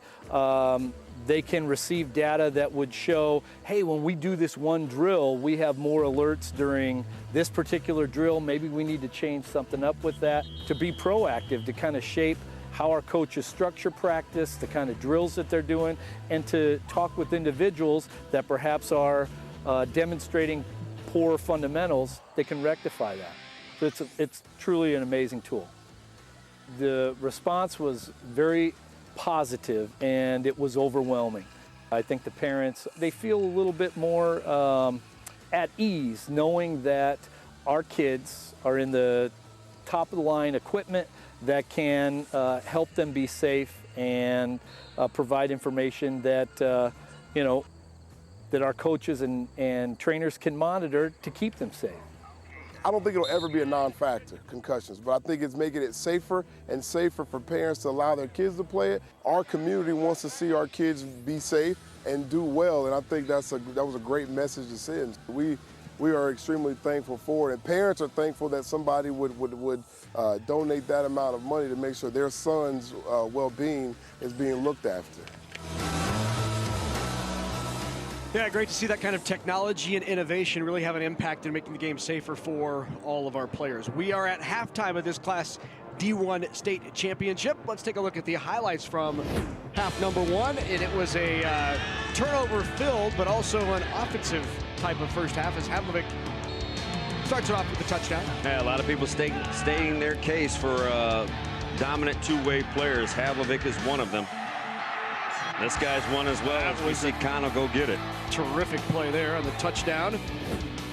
Second quarter, this is where most of the scoring came, as it was all knotted at 6 after 1, but then the turnovers started. Well, I thought that one was going to be the one that maybe got them a little bit of momentum, but they give it right back, which we've seen. And then this happened. So you just take a look at Reynolds in the corner. And that gave East Butler the lead. They would tack onto it on the tipped touchdown. And that's where we are, 22-6. And here are a look at the numbers from first half of play. I got the sense it would look fairly even. Yeah. And the total yards are a little further apart than I thought, but South Loop's got to find a way to get the ground game going. If you're just watching their body language coming out at the half, it doesn't look promising, but again, they've been calm all morning. 22 points off of turnovers. That's by far and away. Yeah, that's the biggest number that we're looking at. Yeah, because the turnovers at 4 and 3, not that big of a difference. There's 7, a lot of them, but not a large difference. It's what they've done with those turnovers that have made the score what it is. Let's go down to the field. Doug Dudas with Coach. All right, Andy Schwartz from South Loop. Coach, having trouble hanging on to the ball, but you're leading almost every statistical category. So outside of hanging on to the ball, how worried are you? I'm not worried about it. We're trying to win the third quarter now. So, we told them in the locker room, we hang on the ball and we're okay. But just, I don't know if it's nerves or what, but things we have not done all year we're doing today. So, well, you did have to come from behind last week in the semifinal against Medicine Valley, and you dominated the second half. How much confidence can you take out of that? We brought that up too. We were down at halftime last week, so have confidence, play together, enjoy it, and let's clean it up and win this thing. All right, Andy, good luck in the second half. Thanks for the time. Okay, thanks. That's South Loop coach Andy Schwartz joining us here. Let's throw it back up to Larry.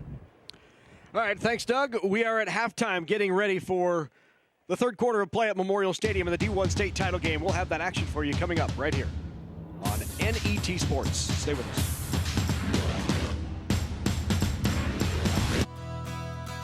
With the Aurora Cooperative, you have a trusted partner who looks well beyond the horizon. We're putting our owner's equity to work every day by anticipating what you'll need tomorrow, creating what's next for your farm. A portfolio of innovation that supports every aspect of your operation, and an unwavering commitment to your success, however you measure it. My farm, my cooperative, my future. The Aurora Cooperative. High school's almost over. What's next? I mean, what are my choices? I want to find something I love, so I can make a life for myself. And then I can give back.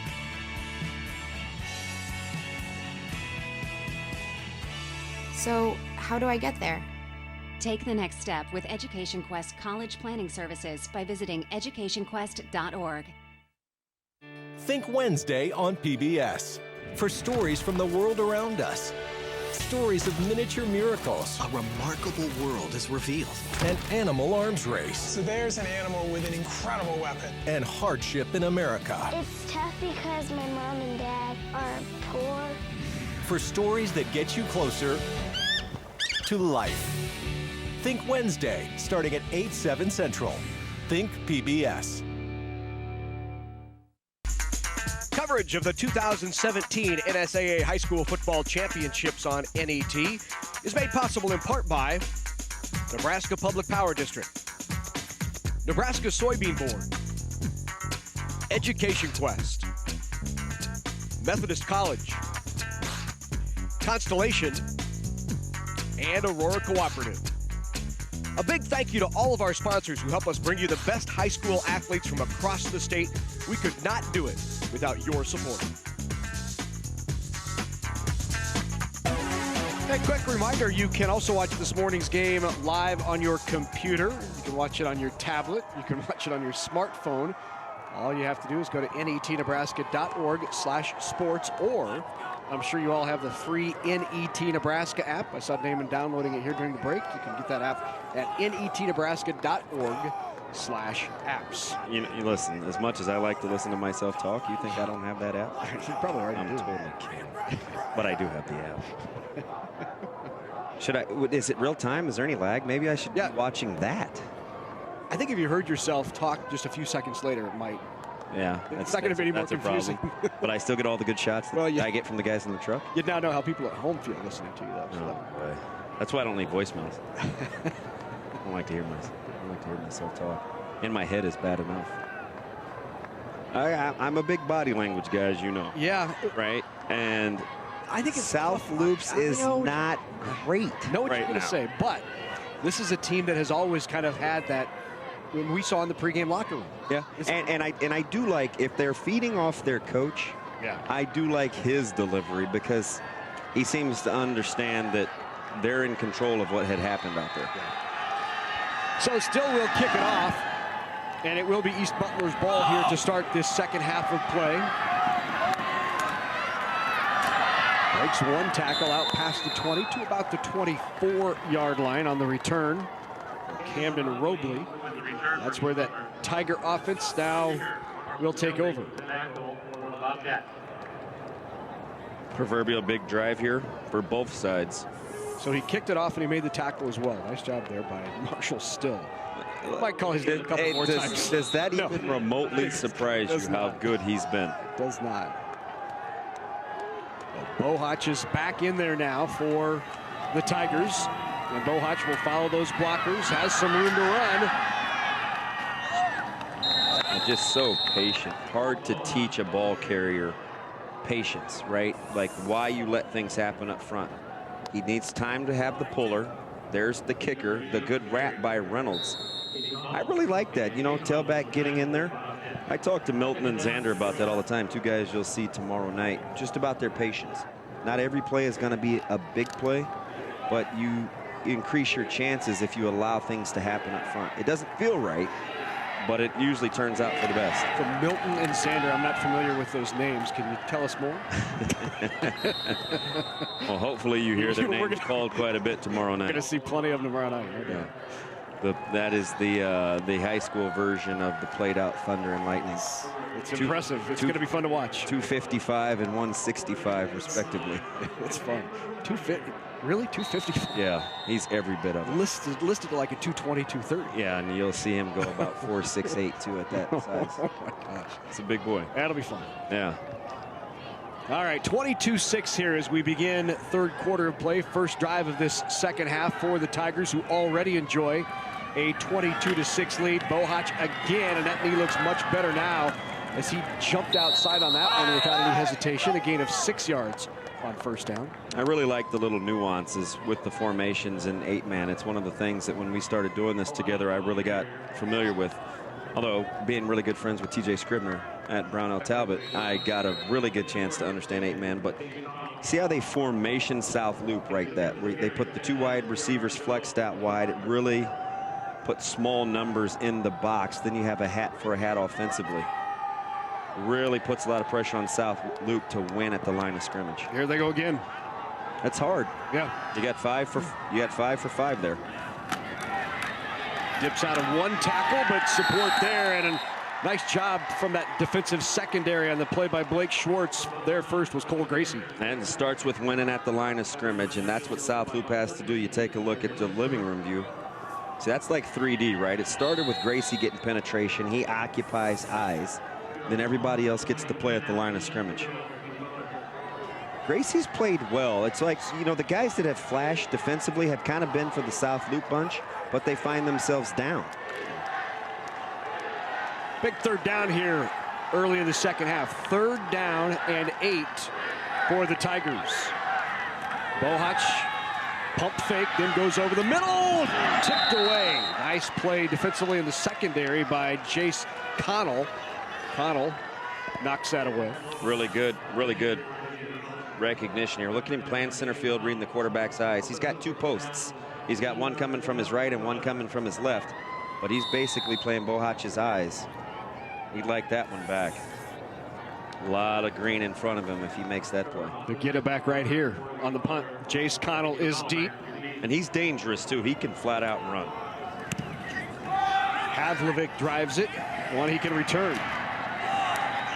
Hit quickly and then stopped after maybe a 3 or 4 yard gain. Drive forward out past the 20 to about the 21-yard line. And that's where South Loup will have their first possession of this second half, and we'll have that when we come back on NET Sports.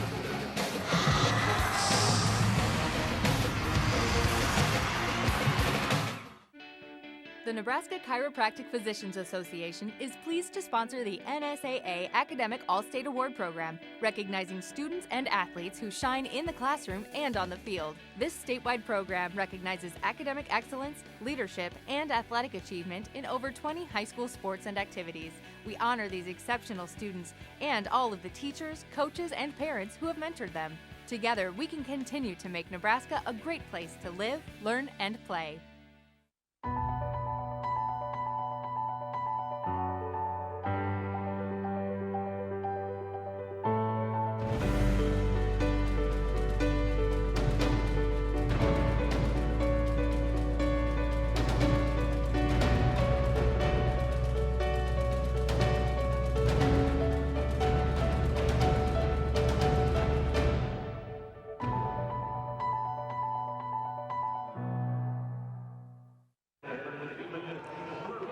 Back at Memorial Stadium on a terrific late morning here in Lincoln. 22-6 is the score. East Butler on top of South Loup. South Loup about to get its first possession of this second half of play. Jack Rush in there at quarterback. Has had success moving the ball, but they've just turned it over. Nice toss underneath. Completion. Jace Connell, and Connell with a gain of about 3 or 4 on first down. Yeah, that's one of those where you go back to the huddle and you say, hey, Jace, listen, not every play's a big play, right? Sometimes you just have to trust the integrity of the call and get up the field. We saw it earlier with the fumble that was caused. He was kind of busy in the backfield. Just get up the field. He is plenty fast enough. But again, you see the trips concept out there really forcing East Butler to do some things different defensively and spread themselves out. You're seeing it again. Rush goes the other way.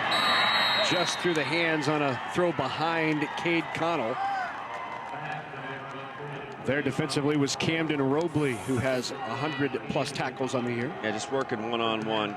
Right now, Connell, if you're a teammate, right, you're a fan, you go over to him, you brush the dirt off his shoulder, you say, take a deep breath, right? He's plenty good enough. He's just pressing right now with some plays that he feels he should have made. You got to shake it off and keep playing. A lot of plays left to be made in this one.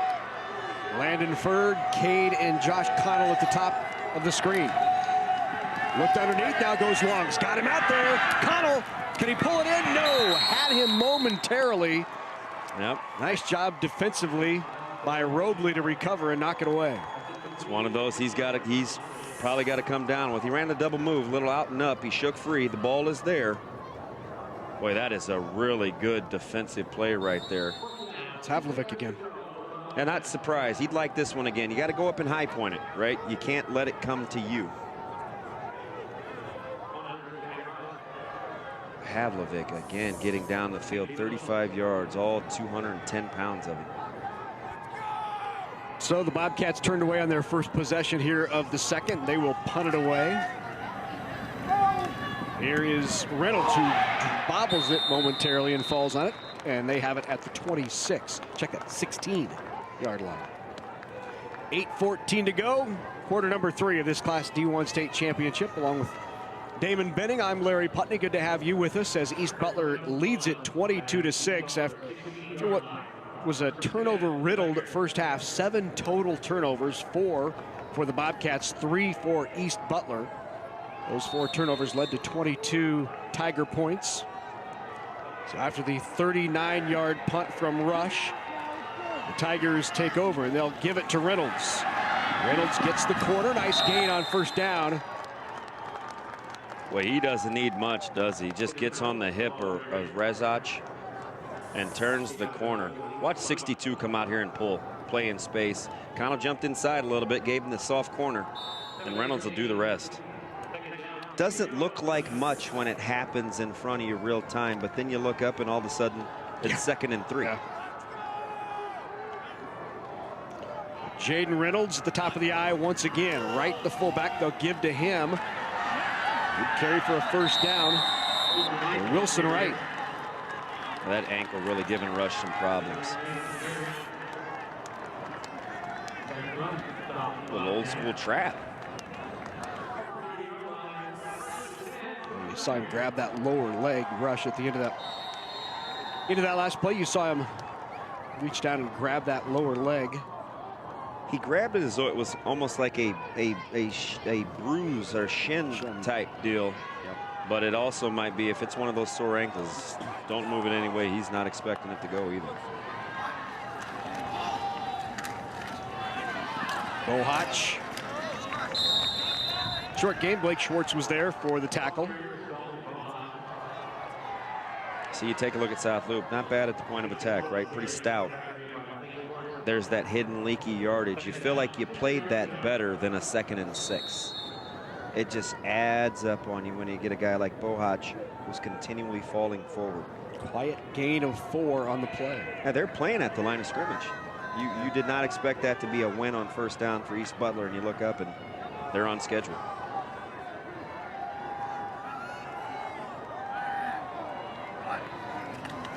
Dalton Bohach with a shovel pass inside. Havlik again, breaks 2 tackles, down the near sideline, touchdown! Havlik again. It's early still, but I think I'm safe in saying he's stating his case for the best two-way player out there on the football field today. 46-yard reception for the touchdown on the little shuffle pass. Their version of double tights. He comes all the way across the formation. It's the 3rd time we've seen it.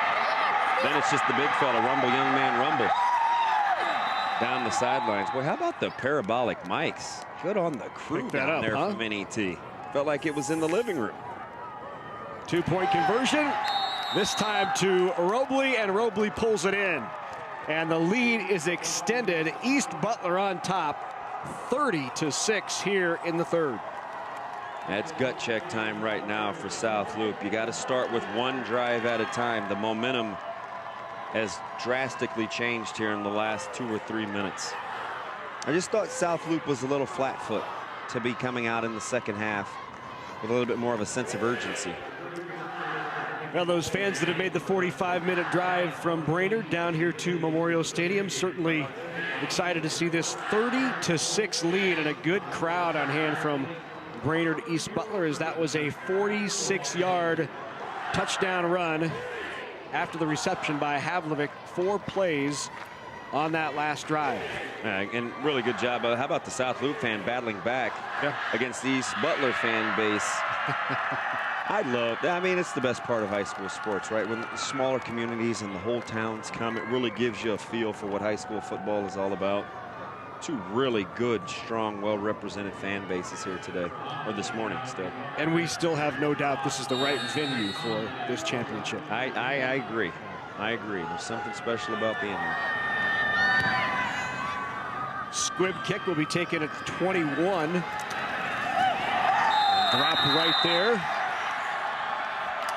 No return for Brandon Rezach. The big fella covering kicks as well. What don't you do, young man? Probably gets the groceries too, I'm guessing. Puts it away. Yeah, good frame he's playing on. Look at him, he's turned right around, ready to get a snap. See, I'm telling you, I could admire this a ton. Time now for South Loup to get something going, down 30-6 with 6:22 to go here in the third. Oh, great big line splits here. Rush will keep it himself around the right side. Nice toss and reception. Good catch by Cade Connell. Well-designed play. That is. That's the 8-man version of RPO, right? He had the run-pass option. They get the big splits. He's out on the edge. DB comes up to make a play, turns the wide receiver loose. That's a well-conceived play. Nice little wrinkle right there. Gonna be darned if you do, darned if you don't handle Rush at the line of scrimmage. Rush has had so much success this year at quarterback for South Loup. He has 43 rushing touchdowns on the year, 22 through the air. That's 65 total touchdowns that he has accounted for. So much a big part of this offense. And a flag on the play there. Might have gotten a bit too high around the... That might have been Nolan Makovic. He might have had the hand inside the helmet. I don't think he got the face mask, but again, I don't see near well enough to be holding it against anyone. Let's take a look at the replay here. Makovic coming down the line of scrimmage. Maybe the left hand got him. Yeah, incidental at best. 5-yard penalty. Kind of maybe reached in and touched someone. Wasn't that a commercial?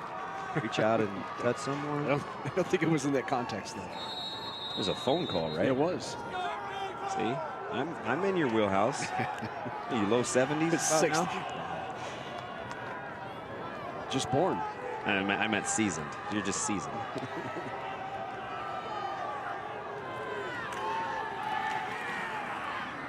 The keep by Rush. Let's go down to the field to Doug Duda. Yeah, guys, you take a look at a team that's undefeated. The only time South Loup was trailing in the second half of any game all year was last week to Medicine Valley, 14-6 at halftime. They came right out, scored, got the 2-point conversion to tie the ball game, and shut out Med Valley in the second half. Obviously, their task a lot taller here, coming back from their biggest deficit of the year. Yeah, unfamiliar territory for sure, Doug, for South Loup. 12-0 on the year. Average winning margin of 50-15. Here is Rush, who has just been stellar all year long and has struggled to get going here this afternoon as the Tigers have really taken him out of his game. Just hasn't had the opportunity to make a big play on the ground. It started early with the ankle injury. He hasn't been the same fleet of foot quarterback that we're accustomed to seeing. Does a nice job avoiding pressure, then makes his mind up. He's going to get the sticks. That's his counterpart. It's quarterback on quarterback crime right there.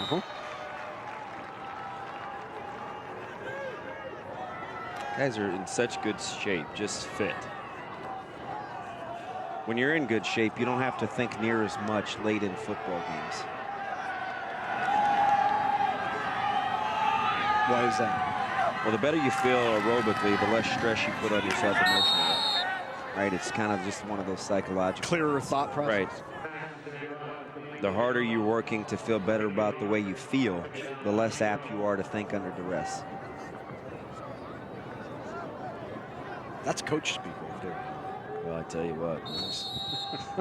See how true that is in about 24 hours. Give us about 30. That's about the 5th time you've mentioned a game tomorrow night.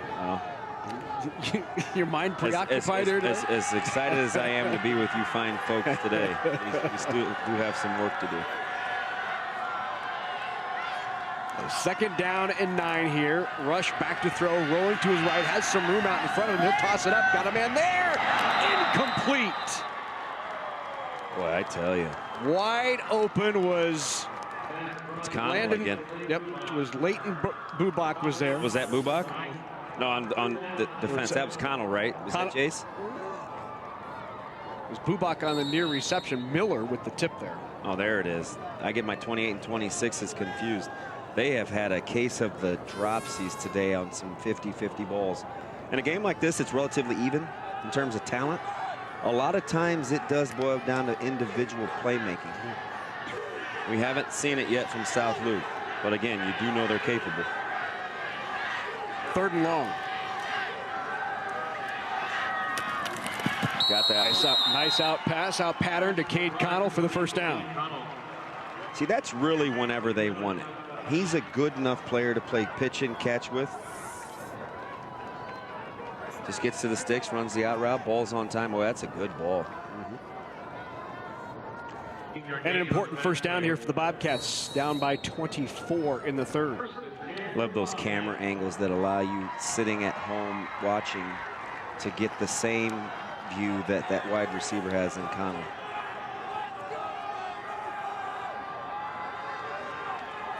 Well, there's those big splits again. Look for a little RPO choice here. Schwartz right behind him. Pulls it out, hit immediately and dropped. Nice play by Brandon Rizach. See, if you're Rush, you can't allow Rizach to be right. If he gets down to Q, that's a keep. See, that's a give all the way. That's just a little bit of a misread by Rush. If you can read Rizach's numbers, you've got to give the football.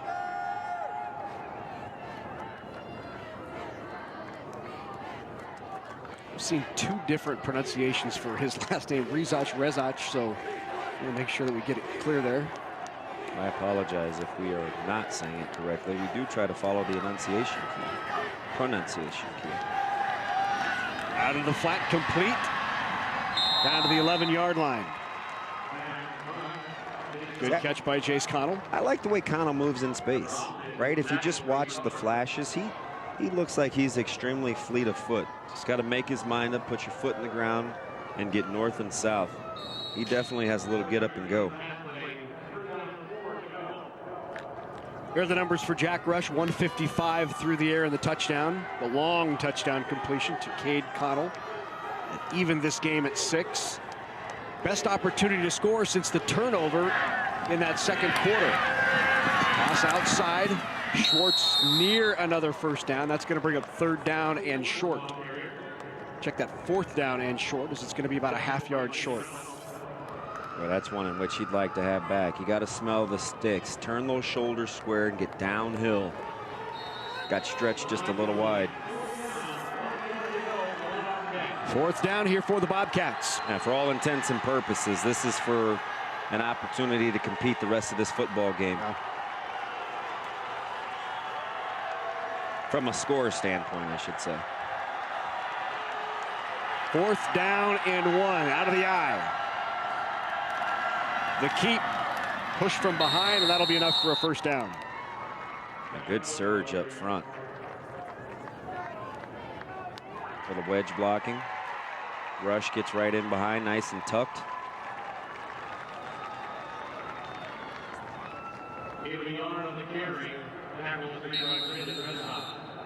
First and goal to go for South Loup.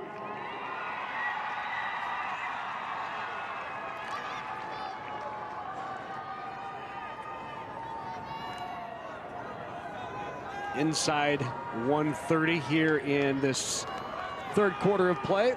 By far the most rapid of the three quarters thus far. Looking to the end zone, nobody there.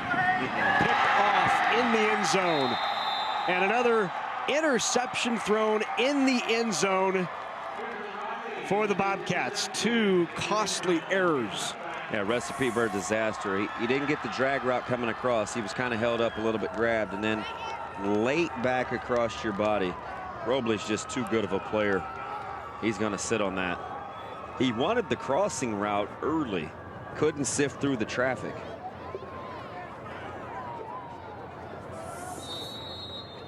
Yeah, definitely. Got to really throw that away. I think we do have the best crack statistician in the book, don't we? Absolutely. Yeah, I get a little game insight as well. Take care of messes like me. Glenn handles it all for us. Good carry there. Another nice tackle from Rush. Goodness. I'd like to see our quarterbacks play some defense. You know? When you say our quarterbacks, you know, us big city stars.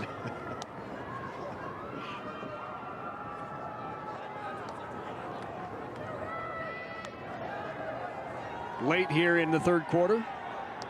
2nd down and 3. Bohach with a gain of 7 on that first down. Now the give to Reynolds. Leans forward out near the 25. The sticks are right at the 25, so it'll be about a half-yard short. Bring up 3rd down. And we'll call it 6 inches. I can't believe how quickly that 3rd quarter was played. Yeah. You're looking up, there's 15 seconds left. Not a lot of penalties. You haven't seen a ton of balls hit the ground for incompletions. Yep. And they're going to let this one tick away. So we are at the end of 3 played here in this Class D1 state championship. It is East Butler in control on top, 30-6.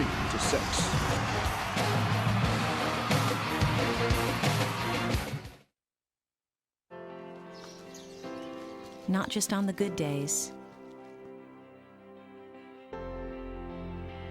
Not just on the challenging ones.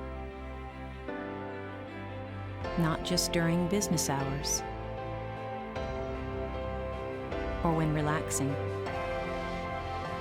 But always. For the past 125 years, Farmers Mutual of Nebraska. Always alongside you. When you're looking for Nebraska's stars of tomorrow, start with the young Nebraskans in 4-H and FFA. That's why Constellation has contributed more than $197,000 to 4-H and FFA in the 60 Nebraska counties we serve. Constellation supplies natural gas for Nebraska homes, farms, ranches, and businesses. By supporting 4-H and FFA, we're providing energy for Nebraska's stars of tomorrow as well. Natural gas supply from Constellation.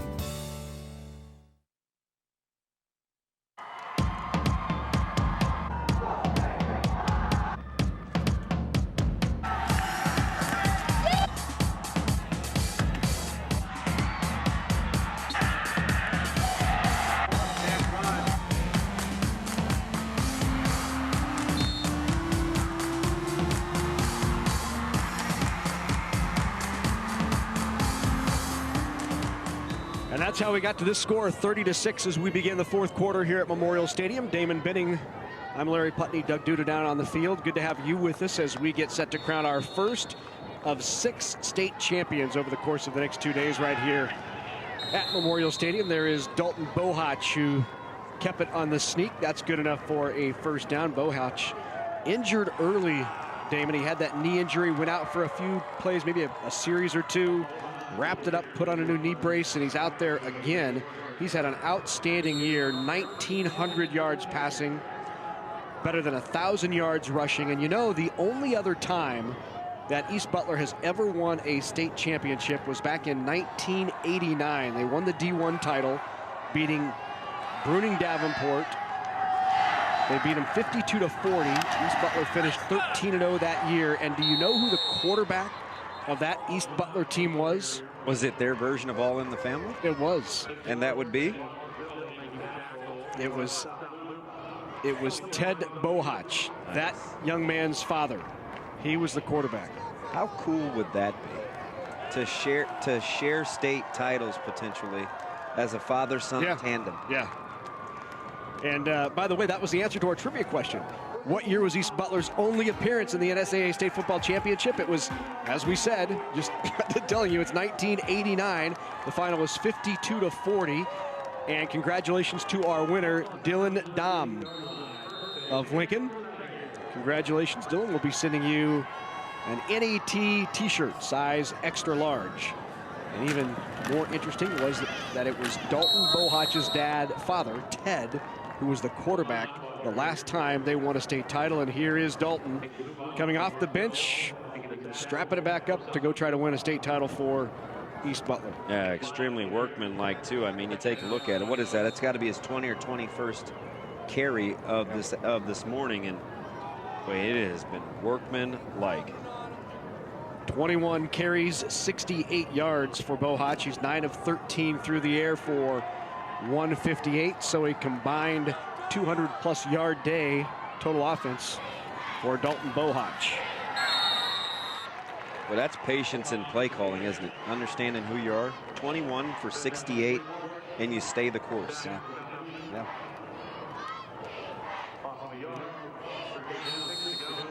Working on that clock right now is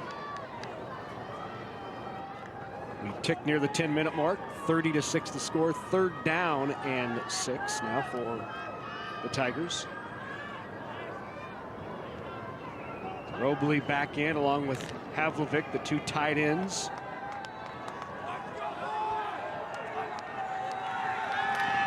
Bohach back across over to Reynolds. Reynolds turns it up and up for the first down. And look out, there goes Reynolds once again.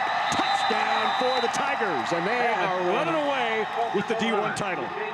Again, it was taking advantage of the aggressiveness of South Loup. A little bit of throwback action. You free up Reynolds backside again. You get the good kick out block, and he's off to the races. Rezach is the lead. I know you have had a hard time understanding that that's what that big fella does down the field. Boy, is he good. Reynolds knows what to do with it. He sees space. Get in and out of the crease. That's all she wrote. 7 plays, 65 yards. Tossed up just out of the hands of Robley on the 2-point try. So 36-6 is the score after that 34-yard touchdown pass to Jaden Reynolds. It's interesting too. We were just talking about South Loup. They had the 7-play 64-yard drive. It was 5 minutes and 6 seconds. It yielded no points. Yep. East Butler comes down with a 7-play drive of their own, and they score. I want to remind you this Wednesday on NET World, Big Red Wrap-Up moves to a special time due to the high school football championships. Andy Kendi in for Kevin Kugler. Blake Lawrence and Sean Callahan will join as they recap that Penn State game and look ahead to Friday's game against Iowa with special guest Aaron Sorensen from landof10.com. Don't miss Big Red Wrap-Up live on NET World Wednesday at a special time, 7 Central, again at 10 on NET. It's nice of NET to allow football to take precedent over Big Red Wrap-Up. I feel like I have dueling interests. Well, you get to see them both. Just push back in there. Yeah.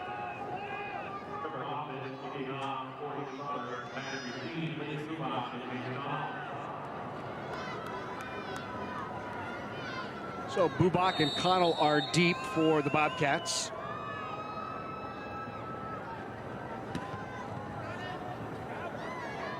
Taking at the 20.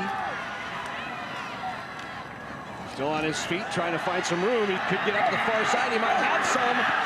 Can he get the corner? Are you kidding me? Terrific run and return. Who made the tackle? Yeah.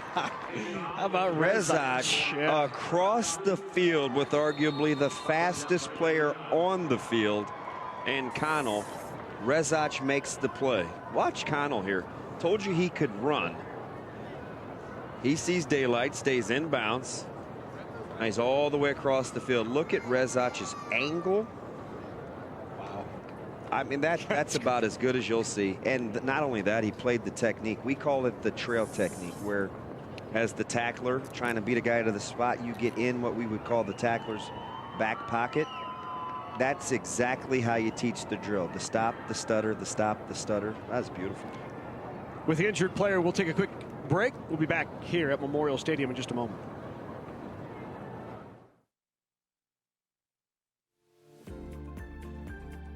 Sportsmanship revolves around the student section, athletes, coaches, and most of all, parents. Know your role as a spectator and positively contribute your part. Cheer for your team instead of cheering against the opponent. No championship is worth more than your character. We ask all involved to choose your colors wisely and show support in a positive way.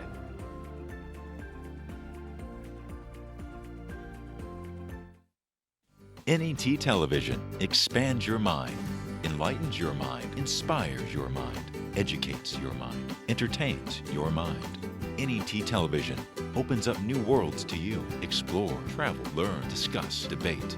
NET Television keeps you informed. Music, theater, dance, art, news. NET Television awakens your dreams, seeks to serve, strengthens our communities. We are Nebraskans. We are NET Television, Nebraska's PBS station. Injured player was Wade Wright, who has been helped to the bench. They're looking at the shoulder area. Looks like maybe he landed on the shoulder.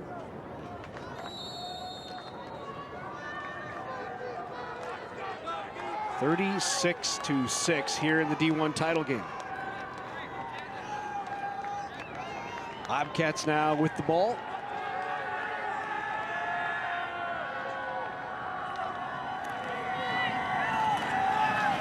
There's the give to Schwartz. Nice carry on first down. Gain of about 7 or 8 for Schwartz on first. Brings up second and manageable. Let's go down to the field to Doug. Yeah, guys, Wade Wright coming off the field talking to the trainer, said he just landed awkwardly on his shoulder.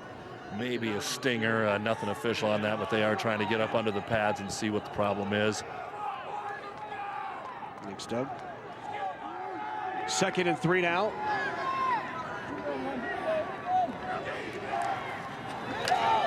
Give again to Schwartz.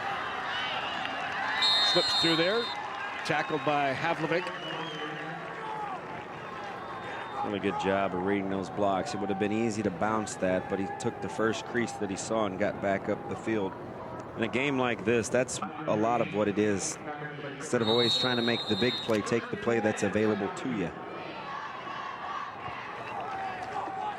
Both of these teams making their first ever trip here to Memorial Stadium. The championships started in Lincoln in 1997. As we mentioned, East Butler won the title back in '89 before it was played here in Lincoln. And it's the first ever trip for the Bobcats of South Loup. Completion there on first down brings up 2nd down and 2. A good pitch and catch. We said early in the 3rd quarter that was going to be there for the taking if they wanted it.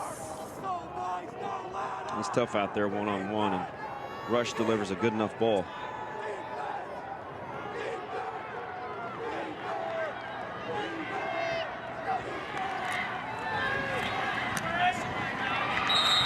Nice reaction by Reynolds on the tackle. Really jumped the route of the completion to Schwartz.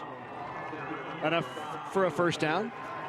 Seen pretty good tackling in the open field for the most part, too. It has been really crisp.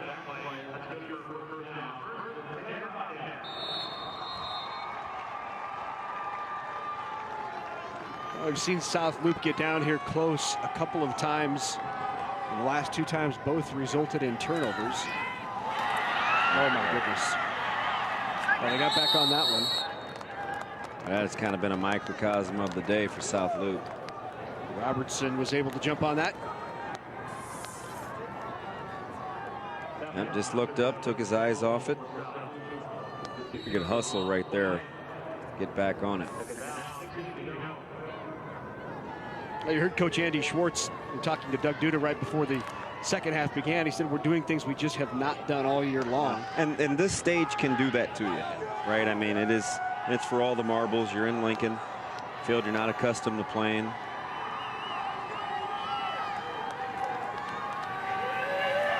Second long, right through the hands of Havlovic, who will catch that 9 times out of 10.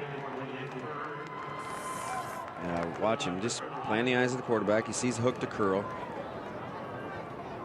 I am thoroughly impressed with his ability, not just physically, but even the talking, the designation of the plays pre-snap. It's a really good football player right there. Tough kid too. Could probably hang out a little bit.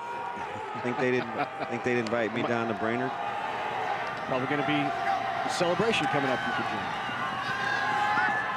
On the out, nice pass from Rush. He finds Connell. Now maybe at home you might be saying, well, where is that combination? Considering I keep saying it's there for the taking. It's a little bit out of the context of their offense, but he's just a really hard matchup one-on-one. He's catching the ball a little bit better in the second half. Goes down and gets that one. So that'll bring up 4th down here. 4th and 5 now inside 6:45 to go in the game. Here comes the blitz, thrown up and picked off. And taking it in after the pick is Camden Robley. A lot of pressure right up the middle, forced the early throw, and another turnover for the Bobcats. And I believe it was that man number 80 again coming off the edge. They bring him on a little stunt here. Unaccounted for, forces the quick throw from Rush. A little miscommunication there between Ian Connell. And Robley just takes the knee. Complete right there. Well done, number 80. That is 6 turnovers. You see there on South Loop. 3 for East Butler. All 3 of East Butler's coming in that first half. Here we're getting a look at Stara, who was the leading rusher for East Butler most of the season. He was injured in the Nebraska Christian game, had a torn MCL. And Carter Stara, who had rushed for 459 yards, had 291 yards receiving, 6 touchdowns, decided to throw on the brace and say, I got to play one final time here at Memorial Stadium as my team tries to win a state title. Yeah, that's a great story right there, right? I mean, that was your thoroughbred, and he goes down early, and now he's got the opportunity to take part and actually be a part of a state championship. 2nd down and 8. Follows into the hole, has enough for a first down, and a solid hit by Jack Rush. How many times have we said that today? Those two? Yeah. Rush and Bohach have been hitting each other all afternoon. I'm extremely impressed with Rush's tackling. Something I started to pay a lot of attention to. I can't remember the year. It was Crete and McCook, and we were doing a state final here at Memorial Stadium, and I think Levi Mel was playing for Crete, and I don't know, it's a long time ago. Levi Mel was a while ago. And late 90s. I was just so impressed with the tackling that I was seeing. It was just so crisp. Follows blockers up into the hole. Bohach with a short gain on 3rd and 2. That's going to bring up a 4th down. You know, once upon a time, there was a stretch there, late 90s, early 2000s. McCook was always here. Oh. Crete wasn't going to take a back seat to anyone either. Jeff's had some great teams in McCook. He's been out here several times. He's been close even the last couple of years. He lost in the semifinal or quarterfinal to teams that eventually made it. Lost a couple of late games. I think he may have his next star, sophomore quarterback, that folks better keep an eye on out there, McCook. Taking it about the 11-yard line. Returned by Connell. That was Rush with the return. 4:24 to go. East Butler about that far away from a state title. And a disappointing end for the Bobcats, who came in here undefeated at 12-0. Really the closest game they had all year was against Elm Creek, and that was the 2nd time in 2 weeks that they had played Elm Creek. They beat them the first time by 21, faced them again in the playoffs 2 weeks later, and won 36-22, but still a 2-touchdown win. And here they find themselves down by 30 here late in the game. Yeah, it can get tough on you. Sometimes familiarity can breed contempt, especially when it's that close together. It usually depends on who can make the most adjustments. And we saw Millard South twice in a 3-week stretch as well. It can be difficult on you. South Loop offense that had set school records for yards and points, and defensively had set records for points allowed and yards allowed. Flag there called for interference. That will give the Bobcats a first down. I think the hardest thing about when you get to a game of this magnitude and you're playing for a championship, and you as a staff and as a team don't feel like you played your best football. Right? The winning and losing you can kind of handle sometimes over time if you felt like you gave it what you had. I just don't get the sense that South Loop thinks that they played anywhere near what they're capable of playing. First down. But unfortunately, it's not a series. It's a one-game scenario. Andy Schwartz, who you see there, said they talked to a lot of coaches who had been here before to try to understand the week and what was involved and the steps you go through, how to approach the week from a timing perspective. And said the one feedback that he got from all the coaches he talked with was that you just have to try to keep it as normal as possible, keep the routine the same, expect the same from your players, and just hope that they can come down here and enjoy it. And his last comment was, the team that can handle the pressure the best is the team that's going to end up winning. That's exactly right. And we take a look at the replay here. Little fly sweep, first time we've seen it. Again, that's Connell again. You just want to get him out in space.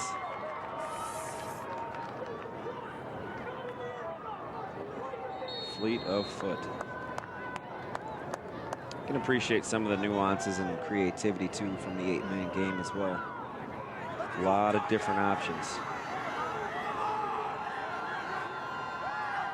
Jace Connell in motion, back to throw, goes rush, looks to the end zone, fires it up. Tried to readjust, but there defensively was Camden Robley. Cade Connell could not pull that down. A little slow getting up. He might be tired as well. That ankle has given him fits since the jump, but he's left it out there. 50-50 ball here from Rush. Gives Cade a chance to make a play. Another one he'd probably like another crack at. None of them have been easy. But in a game of this magnitude where you need playmakers to do that thing called making a play.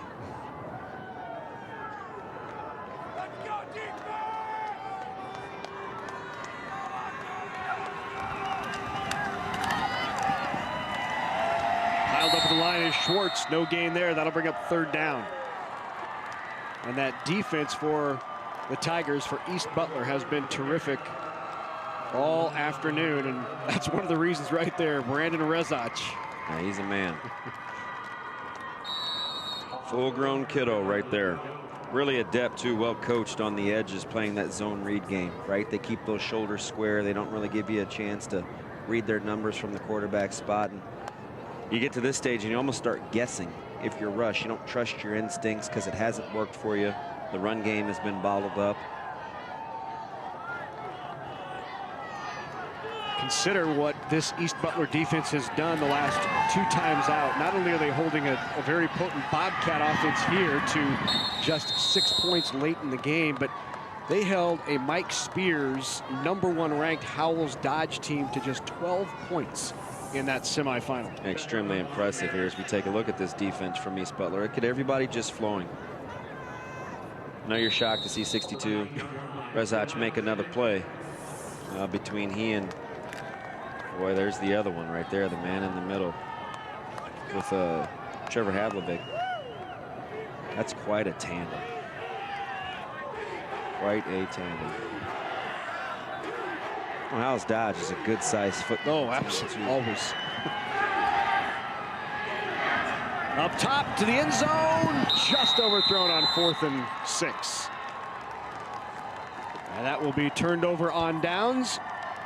And once again, the Bobcats drive deep into Tiger territory inside the 15-yard line and come away empty-handed. Yeah, it's strange how many times that's happened, right? Where they get down into the red or the green zone, whatever you'd like to refer to it as, after some sort of a drive, and it's yielded no points. 3 interceptions and once turned over on downs. Let's go down to the field to Doug Duda. Well, guys, this is the 2nd year in a row a team that was not in the top 4 seeds is going to win this state championship. Burwell last year came in 6-2 as the 10 seed. Now East Butler came in 6-2 of 5 and back-to-back championships from a higher seed. That's what makes him good. Yeah. What he does. How about that? That's why I like working with him. Yeah. He's like a Rolodex. It's the guy that knows his 8-man football, right? I think anything west of Lincoln, he's the boss. He's the guy. You know, us folks from Omaha, we consider anything west of Lincoln out west. I don't say that. No, I like to travel. Hey, Damon, tomorrow night we'll have something to talk about, too. It's going to be the only time I don't root for you, brother. Hey, Doug, don't kid yourself. It's not the only time. I take back all those kind things I've been saying about you. There will be a bias. Doug, you have that game tomorrow? Yeah, I got that game tomorrow on radio, so I'll send you the copy. I'm sure you'll want to hear it. I've got the one from last year, too. And you can believe I hold him in such high regard. Oh, my. Outstanding. We take a look at this East Butler bunch. You had to go through Howells Dodge twice. You get an undefeated South Loop in the state championship. That schedule was not easy to navigate. Stara tries to cut loose. He does. Leans forward for maybe just a loss of 1. That'll bring up 4th down as time continues to tick away here in quarter number 4, nearing the 1-minute mark. Another look for the former leading rusher. Yeah, showing you flashes of what made him so difficult to handle. Boy, relentless. So ready to punt it away. Inside a minute to go in the D1 title.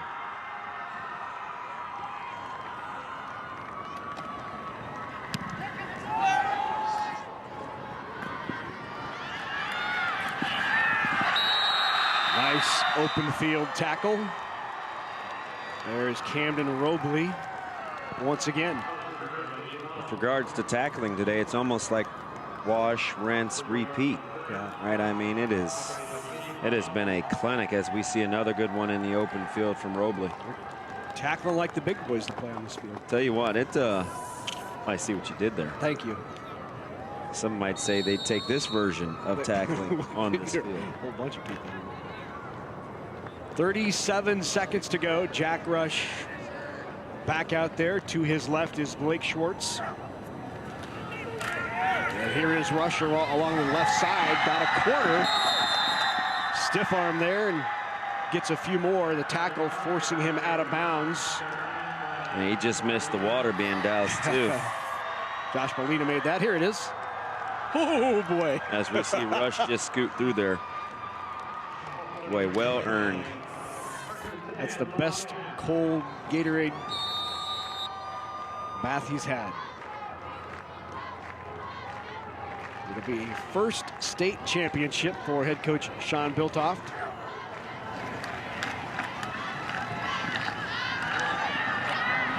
Here is Rush.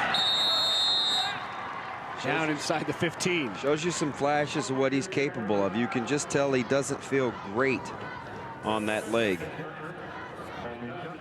Sees a little bit of a crease. Watch him just hit it here. Nice little subtle move. Back vertical. That's what he's capable of.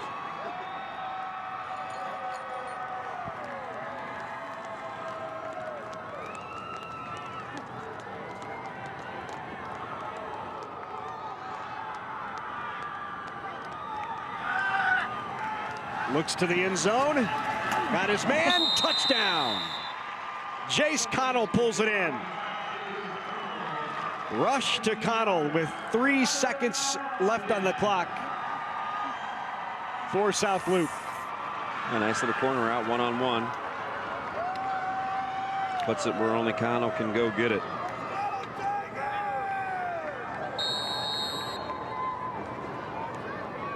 Playing a football in the air, there's a certain degree of difficulty.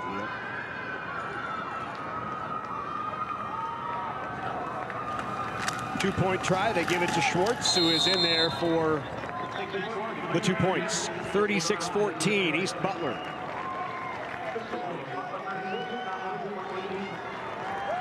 So we probably have a final kickoff remaining. There's a look at the scoring drive. Just 3 plays, 45 yards on that touchdown catch by Connell. Jace Connell, just a sophomore. He's had a nice game. Yeah. Been on both sides of this, and eventually the sting will go away, and you'll understand that you've had a heck of a season. 12-1. Representative in the state finals. Tough to come by when those seasons first start.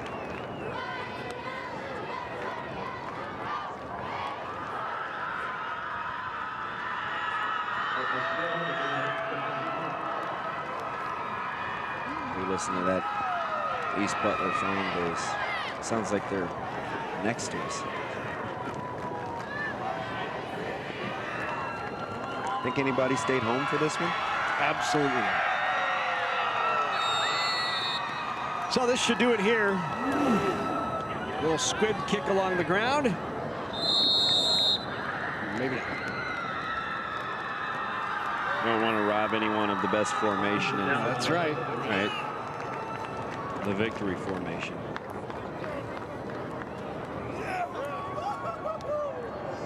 That's outstanding. Some of the youngsters getting a chance to get in and and take some reps.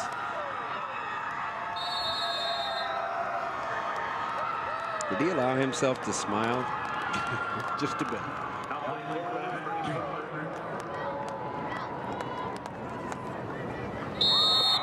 And that will do it. A state championship for the Tigers of East Butler. They win the Class D1 title, the final 36-14. Hugs all around for head coach Sean Biltoft. In his 16th year, they will finally take home the trophy, just the second in school history, the other coming back in 1989.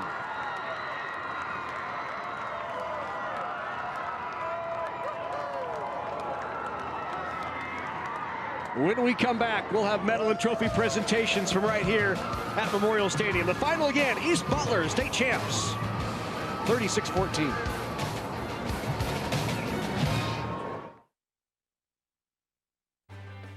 Participating in Nebraska high school activities has taught me about teamwork.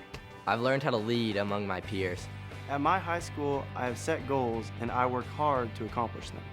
I like to run on my cross country team. It makes me feel good about myself. The Nebraska School Activities Association providing opportunities in 25 activities in our 303 high schools. NSAA activities, the other half of education. NET is your trusted source for quality programming all year round. Whether your family values educational children's programs, arts, entertainment, sports, or music, your support makes everything possible. Your financial donation allows NET to acquire PBS and NPR programming and to invest in our state by producing local programs of interest to Nebraskans. Please take a moment and help ensure the programming you value will continue on your statewide network. Make your contribution now at netnebraska.org. Thank you. One part of me wants to be 12 again. Me and Ann, we're kindred spirits. And the other part, I think he's in love with you. May I carry your books? Does this look like the child trying to be sensible? I don't even know what the other part wants. Secretly, you love him too. Don't say that. And Shirley, you're the first interesting person I've met in Avonlea. I don't care to be 13. Oh? It's much more complicated than even I imagined. Thursday night at 8 Central on NET. Coverage of the 2017 NSAA High School Football Championships on NET is made possible in part by Nebraska Public Power District, Nebraska Soybean Board, Education Quest, Methodist College, Constellation, and Aurora Cooperative. A big thank you to all of our sponsors who help us bring you the best high school athletes from across the state. We could not do it without your support. So once again from Memorial Stadium this morning, the final, East Butler over South Loup, 36-14. The Tigers win that school's first title since 1989. And want to remind you, if you'd like a DVD of today's game from the NSAA High School Championships, just give us a call, 800-868-1868, or you can visit netnebraska.org. Just $19.95 plus shipping and handling, and you can relive all of these excitement moments for years to come from these state championships. Now for the medal and trophy presentations, let's go to Heath Kramer.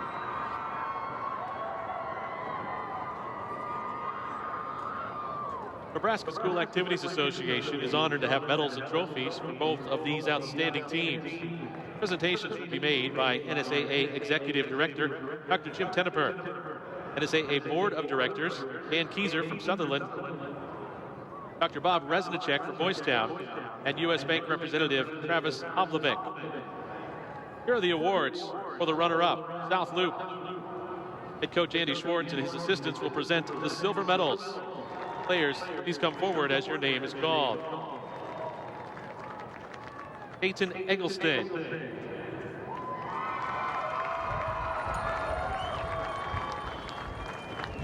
Logan Peterson.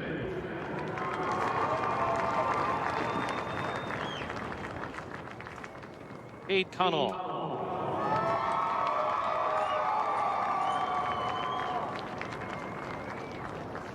Cole Gracie.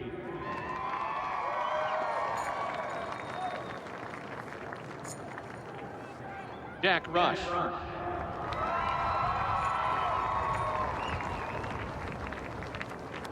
Landon Fern.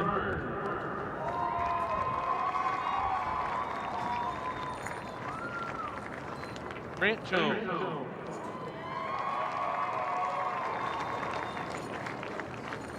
Dalton Donegan.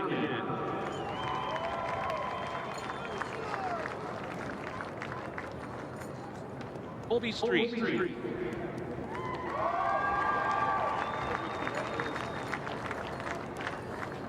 For Atkins.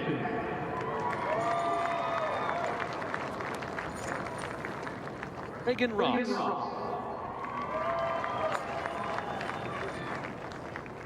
Carson Mason.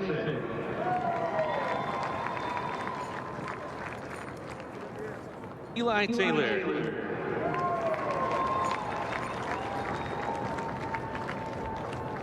Cole Hooters.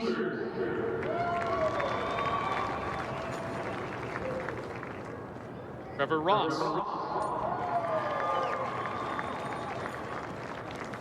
Alton Kunke.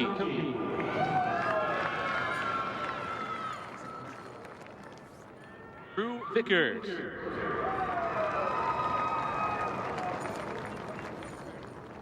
Cooper Taylor.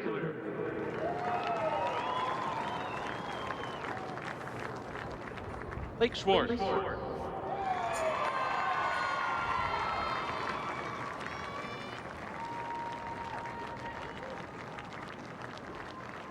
Leighton Lubach.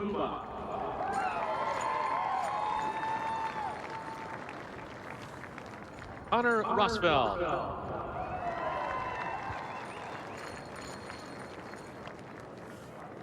Chase Connell.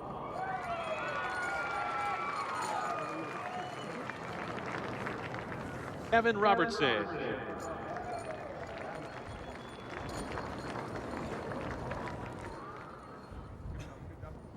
Blake Brown.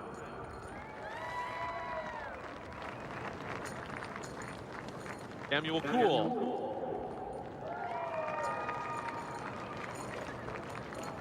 Dakota Neufeld.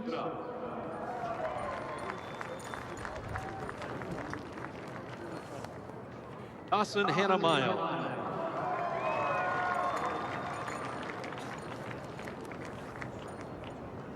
Brett Halstead.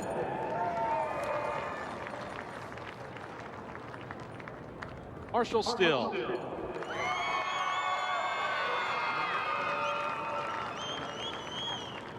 Dylan Nelson.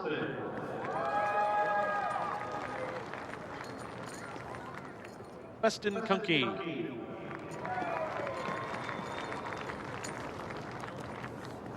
Garrett Buckles.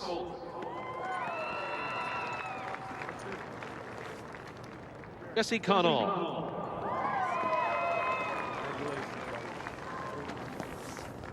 Spencer Bloomer.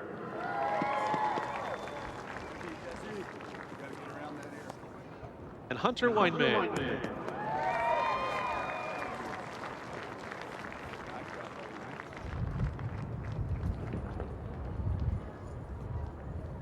For these outstanding athletes and their school, here is the 2017 NSAA Class D1 State Football Runner-Up Trophy.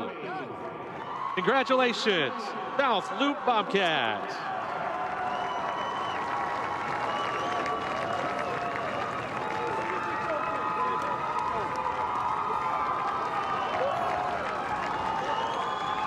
Out of the Mid-Nebraska Athletic Conference, South Loup, runner-up in the state in Class D1. Worth recognizing just the terrific season that they had, Damon, finishing the year at 12-1 and state runners-up. Yeah, outstanding. I mean, you come into this thing undefeated and had been dominant the majority of the way, and they ran into a little bit of a buzzsaw today in East Butler and didn't take care of the football the way that they're accustomed to doing it. But an outstanding season for that bunch.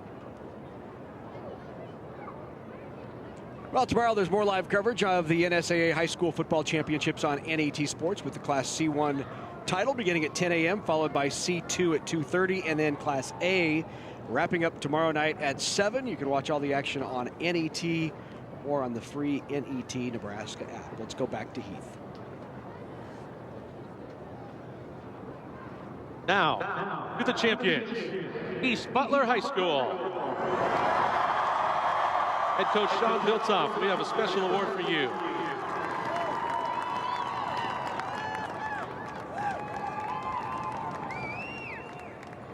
Coach Biltoff and his assistants will present the gold medals. Players, please come forward as your name is called. Jaden Reynolds.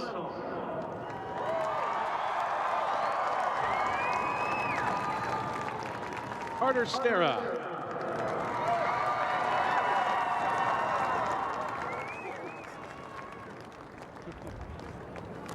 Dalton Bohach.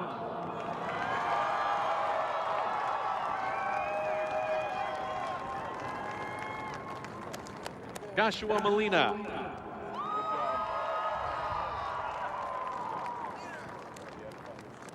Cody Hayes.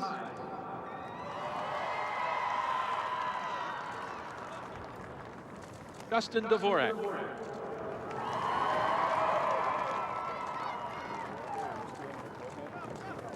Riley Spots.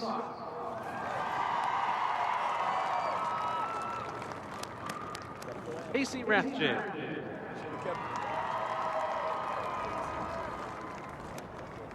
Colin Boats.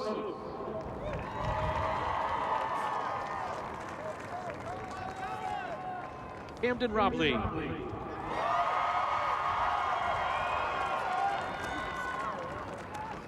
Colby Jelinek.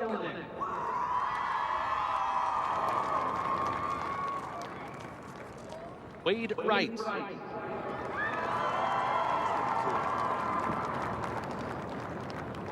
Wilson Wright.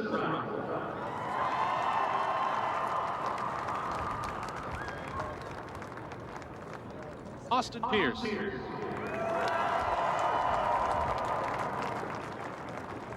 Grant Detmer. Dylan DeWitt.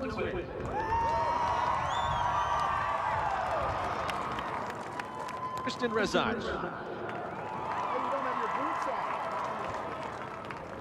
Tanner Boats.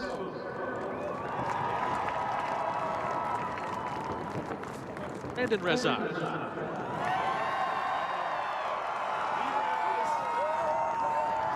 Nolan Makovica.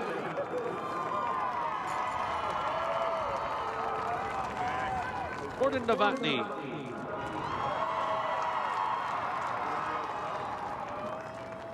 Jacob Yannick.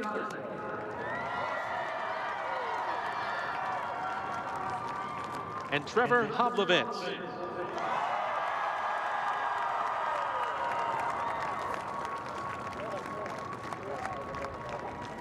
Presenting the championship game ball from Farmers Mutual Insurance is Vice President of Agencies, Andy Kraus. Thank you. And for these outstanding athletes in their school, here is the 2017 NSAA Class D1 State Football Championship Trophy. Congratulations, East Butler High School. Well, congratulations to the champs of East Butler, their first title since 1989. And what a finish here is, we had a good game through much of the first half, and those the 4 turnovers lead to 22 points, and they go in 22-6 at half and did not look back as they came out and scored right away and took control. Go on to win it 36-14. Yeah, opportunistic, physical, well coached. There's a lot of adjectives that you could use to describe this team. And again, you go through Howes Dodge twice in a season. That's all you need to know. Yeah. Especially when it counts there in the semis. Great finish and a great season. Final look at the numbers for East Butler was Dalton Bohach with 10 completions on 14 tosses, 192 yards, 5 touchdowns through the air, and he was very steady on the ground as well, averaging just over 3 yards per carry, 25 totes on the ground, 79 total yards. Doug Duda is with the champs. Let's go down to the field. East Butler State Football Champions 2017. Coach, when did you know this was possible, coming in with 2 losses to the playoffs? You know, there was times at the end of the year we just really started playing well, and throughout the playoffs we were, playing really good football, and this was just the culmination of all that coming together, and I'm proud of our kids, the way they played throughout playoffs and especially today. South Loup had you kind of out-statisticked in every category, including the turnovers going into half. What was the difference in the second half? You know, I think our kids are just resilient. They get after it on both sides of the ball and able to make plays throughout the game, and that's proved to be the difference. Coach, congratulations. Thanks for the time. Go enjoy. Thank you. Well, let's move on to a couple of the big stars of the football game today, and we'll start with the quarterback. Dalton, let's go to the knee. How concerned were you when you got rolled up? Right away, I was just thinking this could be my last play, but because it was hurting so bad. But I knew that unless it's not broken half, I'm staying out there because I mean so much to the team and they mean so much to me. Talk about the way this offense clicked today and the way you were able to throw the ball. Yeah, so we've been hitting in stride lately, and we've been coming to the top right at the right time, so it's been going good. What's it mean to be able to finish it off? You played some really tough competition here in the playoffs. Yeah, it means everything. I mean, I'd say we were prepared for this game because we've seen competition throughout, and it just helped us out. Dalton Bohawk, quarterback of the state champion Tigers. Congratulations. Go enjoy. Yep, thank you.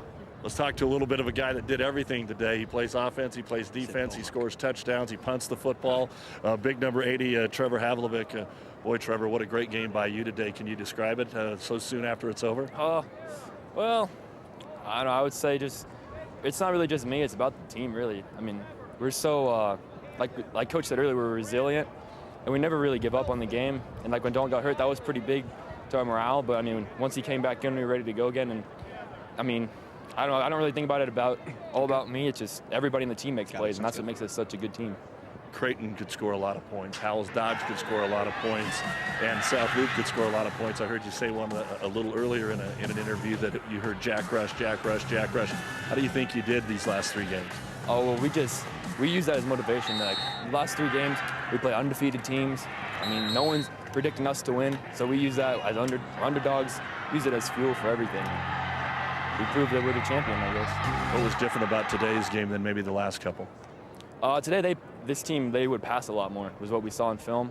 But, I mean, we knew we were hoping, I guess we pretty much knew that they wouldn't be able to run on us. I mean, nobody could run on us all year. So we were focusing on the pass defense, and I think we played one of our best games of the year right here. Well, you're a big reason why. Congratulations. Go enjoy it, young man. Thank you. Thank you. That's Trevor Havlovic of the East Butler State Champion Tigers. Let's take it back up to Larry and Damon. And there's the fun part, Damon, the team picture, state championship picture, right in the middle of the big end here at Memorial Stadium. Congrats to the state champs from East Butler.